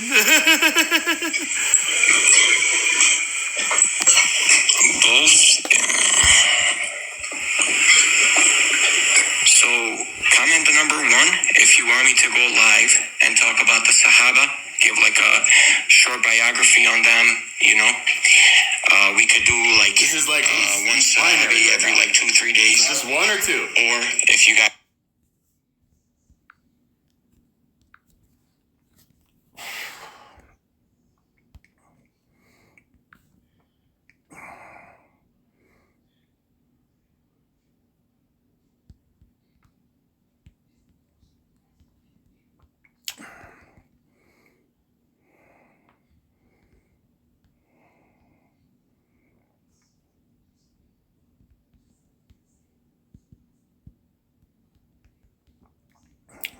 Acknowledging to Metro.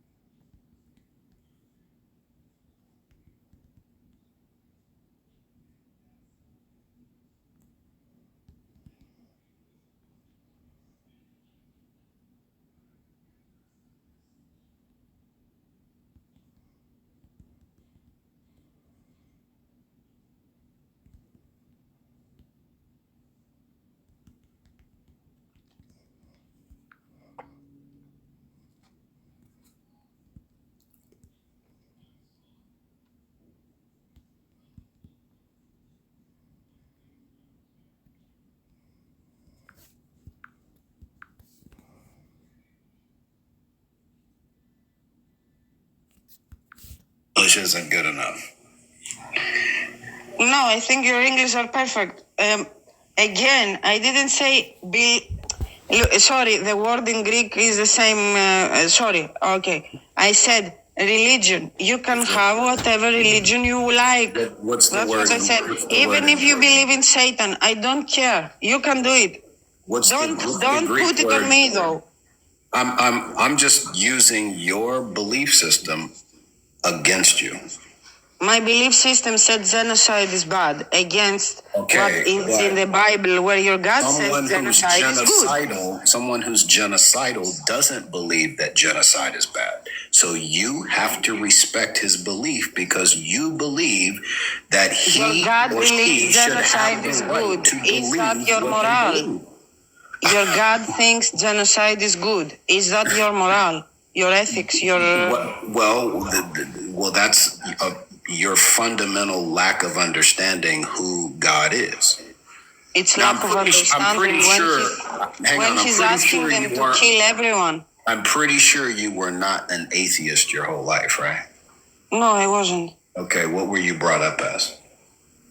Orthodox Christian, as most of Greek people. Okay, so hopefully there was a point in time where you actually studied the revelations of this God well enough to know that he cannot be accused of genocide. No, when I really read, I understood that he's capable of a lot of things. Yeah, because he's omnipotent. He's all powerful. Of course, and he's using that power to manipulate people to love him. Why would he have to manipulate? That's an abusive relationship. Why would he have to manipulate something that he created? Because he wants to take credits, or he wants to prove that everybody loves him. I don't know what's wrong with him. He doesn't have to prove anything. He's God. Then why does he do all these things? You have all what things? So there's something wrong. What can I tell you? He's the one that said, you didn't believe in him, you deserve to die. Why does he said do that. all what things? The killings. What killing? The killings in the Bible. Okay, let's go to them. Go to one. Hey, just language, guys. Language. Again, sorry. Yes, sorry. Okay. I thought you went to sleep. No, I'm eating popcorn, man. But I'm not gonna lie, my throat hurts. I lost my voice, but I'm listening though. Okay, Numbers 15:32. Mm-hmm. You want me to read it for you, or you know it? Sefer Bamidbar. Go ahead. You want me to read it? You brought it up. Okay, just a minute. To find it in English.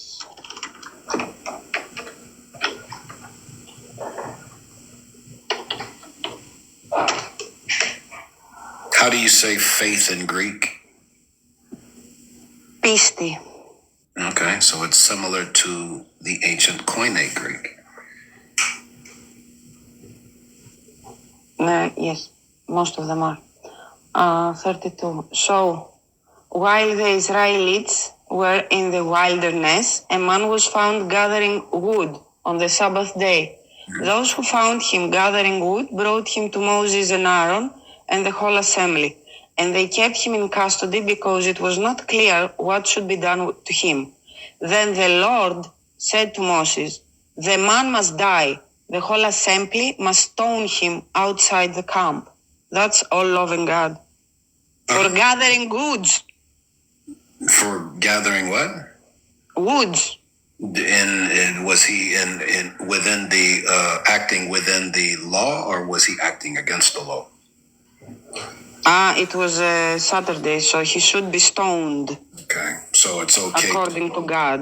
Okay. So it's okay to break laws? No, it's not okay to break laws. Let's start stoning people around. Why not? God said it's good. Okay, so here's the issue. Number one, you went to a passage in the Old Testament where people were governed by a covenant law. Yes. Okay. And when you have a I lost you. Hello?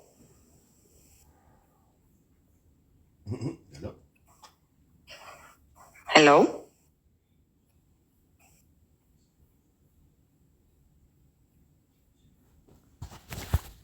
Can you hear me?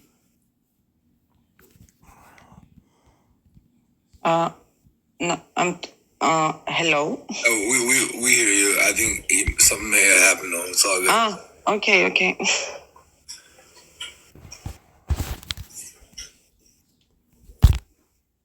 Alright, give me just a second, man.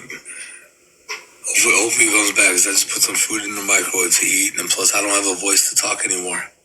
I know. God bless. I'm sorry for. We lost him. So he must have gone out of range.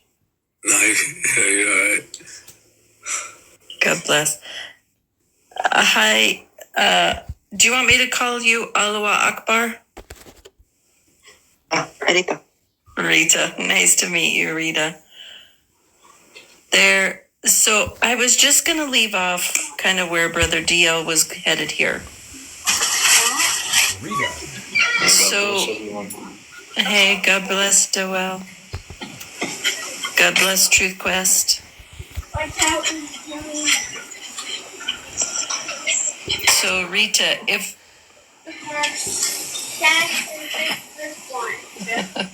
Truth Quest, I don't know if you know you're on stage. Well,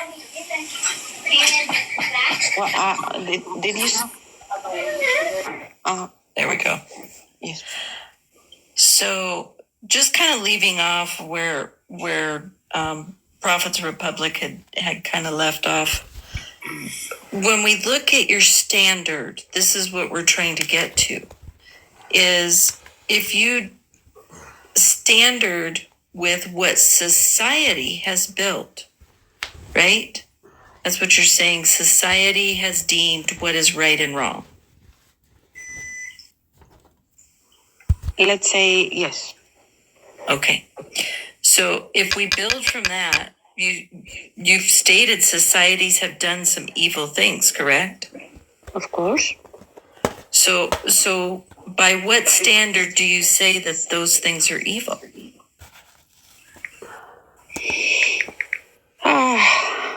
Yes, it was evil to have slaves in the 18th century. No. Do we know that it's wrong today? Yes. So I'm guessing by where we've come as a society, finally, and we have now human rights and etc. Right, and those standards are set by what? Other men. And what Prophets of Republic was trying to get to is, if we follow the standards of society or men, those standards change. So then how do you know? Okay. It just all becomes a matter of opinion. I like chocolate ice cream, so therefore everybody who likes vanilla ice cream must go. No, is that right? Is that wrong? No, it's not. It's wrong. I'm going to ship them out because all vanilla ice cream eaters need to be on this island. Right, but what's the standard for that? That's just your opinion. I'm right. Humanitarianism. Chocolate ice cream is better. Chocolate ice cream is the best. It's the only thing that people should eat. No, you are enforcing your taste to me. No, that's wrong. Okay, so that's wrong. Yeah. So again, sorry, we've got an echo here. I don't know if it's you. Go ahead and unmute Rita, and we'll see if it was Albie's. But this is the point, is that there has to be an objective standard of good.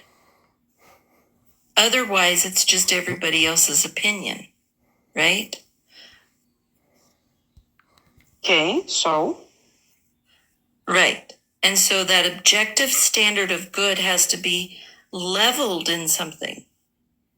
Because otherwise, Right, exactly. And this is what we're saying is God is the objective standard of good. Yes, Lil. And he sent that down to us in his word. You are right, Lil. So next time a guy goes out on Saturday gathering goods, let's stone him. That's what God said. But those are the laws that were set, right? For the land of Israel. No, at because that God time. doesn't have any laws. He doesn't obey any human laws. Here's what God's laws are, the 10 Commandments. Right? So if laws aren't good for a land at a certain time, right? Then they're never good.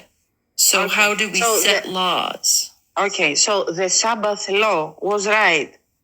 But God, since For he's all Israel at loving the and time. all kind, he could say, don't stone a man for gathering woods. Put him to prison. Make him pay a price. Yes, he disobeyed the law. You don't have to stone How many him. people were stoned? How many people were Many. stoned for that law? Do you know? Do you know? I'm not the one that's making that the standard of what good is. I'm not saying what good is. I'm saying what is good for God. And the good that you want to be forever kept, because it's the only thing that doesn't change by time and by societies and by humans. And what God is said that Saturday when you go out of your house, So you did should be God say stoned. that? Did God Yes, say that? That's what the book says. Did it say God said this? Yes, the Lord said to Moses, take him outside and stone him. The Lord said that. Okay. All right, let me stop right there. All right, just for a second.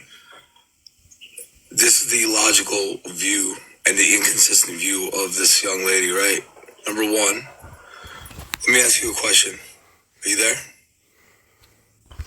This is a whole different vibe than what you Was this were man going aware yesterday, Albie. that he should not do what he's doing?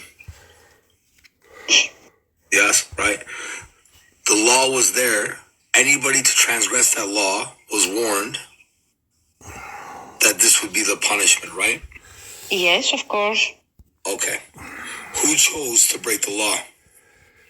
Man chose to break the law knowing that that was a punishment. Okay. Now, knowing that that was the punishment,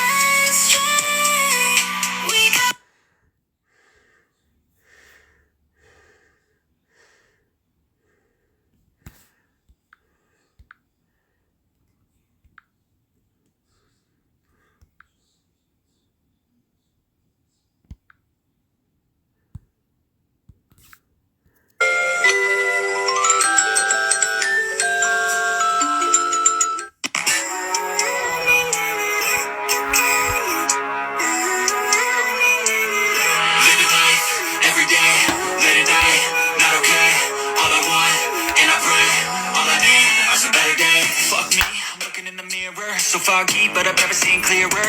I don't really think anyone can save me, and honestly, I'm not really sure I want saving. I like to be my own worst enemy. There's no risk if you don't try at anything, so I'ma just get buying everything. See you in the next life to be a better me. I don't think that my head's on straight. Gotta flip it and grip it and go and get an X-ray. What's wrong with me? I just feel weight pushing on my chest and it squeezes till I suffocate. Better change my mindset, meditate. It's pretty cool that I'm alive and have better days. I could walk, see, hear, I should celebrate. Think I could change my mind, maybe elevate. Live at night, every day, late at night, not okay. All I want, and I pray, all I need are some better days. Yeah, all I need are some better days. 'Cause all I want, and I pray, I believe in a better day. Kinda stuck between a rock and a hard place. Do I work hard or live at my pace? You're only young once, yeah, that's all great, but I also want a future where I'm okay. Living life is doing lots of cocaine. Wait, no, it's living with no shame. Wait, no, it's sleeping in on Sundays. I guess it's different for each of us and it's okay. Well, I just wanna be happy. How to get there? Glad that you asked me. I think it's different for everyone. Some of us need work, others need fun. Some of us need purpose to overcome. But try to do what you love when it's said and done. 'Cause there's so many differences in each of us. Trust your gut, it can show you what you want. Live at night, every day, late at night, not okay. All I want, and I pray, all I need are some better days. Yeah, all I need are some better days. 'Cause all I want, and I pray, I believe in a better day. Live at night, every day, late at night, not okay. All I want, and I pray, all I need are some better days. Yeah, all I need are some better days. 'Cause all I want, and I pray, I believe in a better days.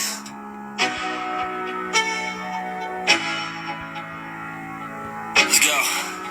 Yo, I'm like an addict, do I gotta have it. I ain't even playing, got a really bad habit. If it moves, gotta grab it. Fuse like a magnet, lose, won't have it till I'm doomed in a casket. I ain't playing, got a weird mind. If you work 8 hours, I'ma work 9. If the shit tastes sour, you should taste mine. I'ma stay in power for a long time. Get up, nah, I ain't a quitter. Toss me the ball, I'm a really big hitter. Big picture, I'm a straight killer. Rising the song to the highest bidder.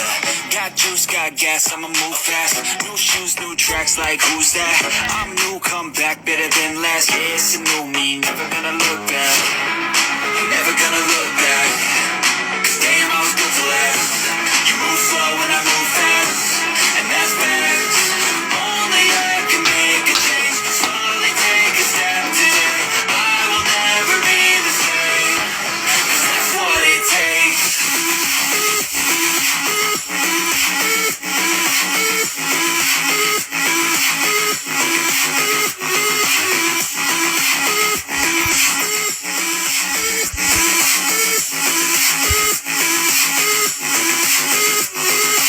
I take shots to the top, I get it. I got one life, I'ma do all to win it. I do what's right, pushing till I fall and slipping. To get back up, always stand tall and grinning.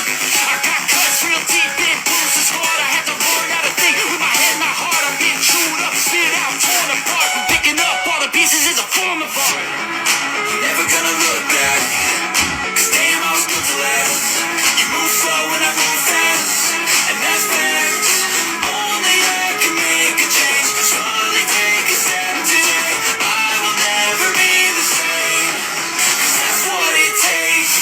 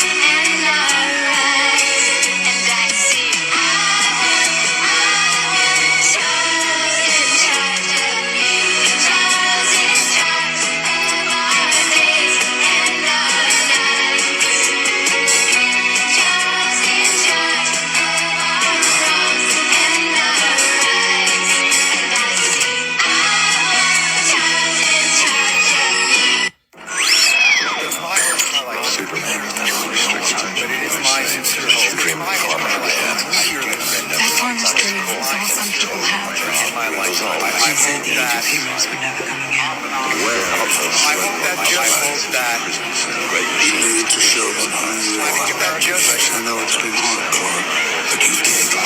I think that what is easy. And swearing.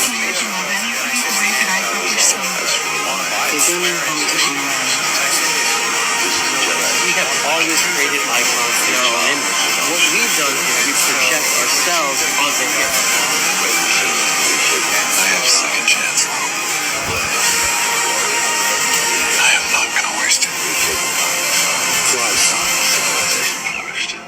It's time. As a result, our race spread out through its stars, seeking new worlds, accomplishing wonders. It's my hope in my lifetime. Mother and I lost the element of choice. But it is my sincere hope that in my lifetime I do get Child spies, some of the Christians. I hope that I hope that just This is the embodiment of that fact. I think America's ready for it. To see a president stand up and swear in, maybe on, and I say this with no regret, on a Bible. You have the privilege of asking one question. I wonder what you will. Jews have controlled it for too long. And so it would be our honor to allow you. If you were told that you were going to be given God, Yes. It's really fascinating. First of all, Kanye banned everybody.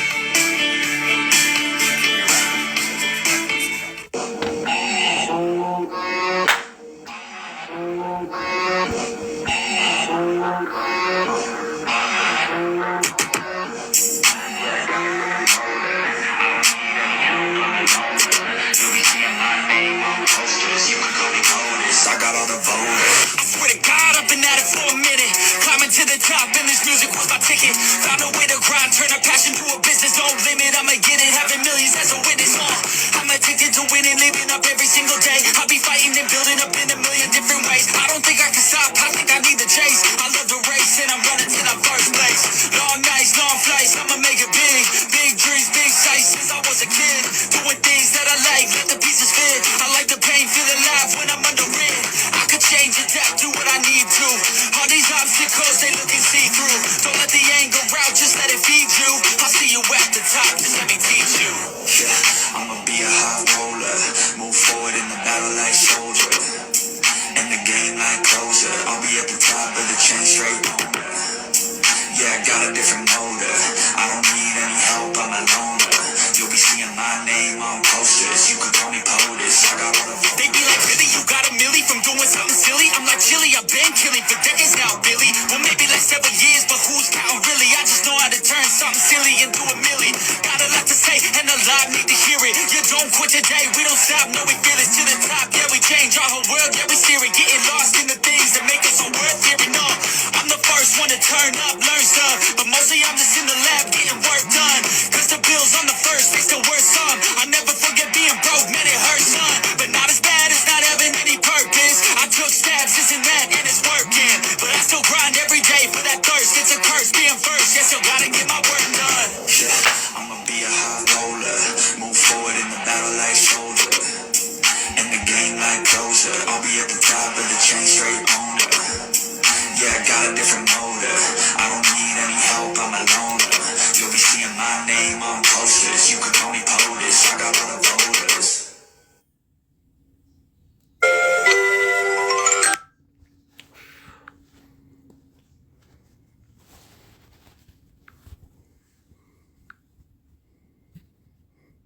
Yes. A penny. Thank you for the penny. For my thoughts.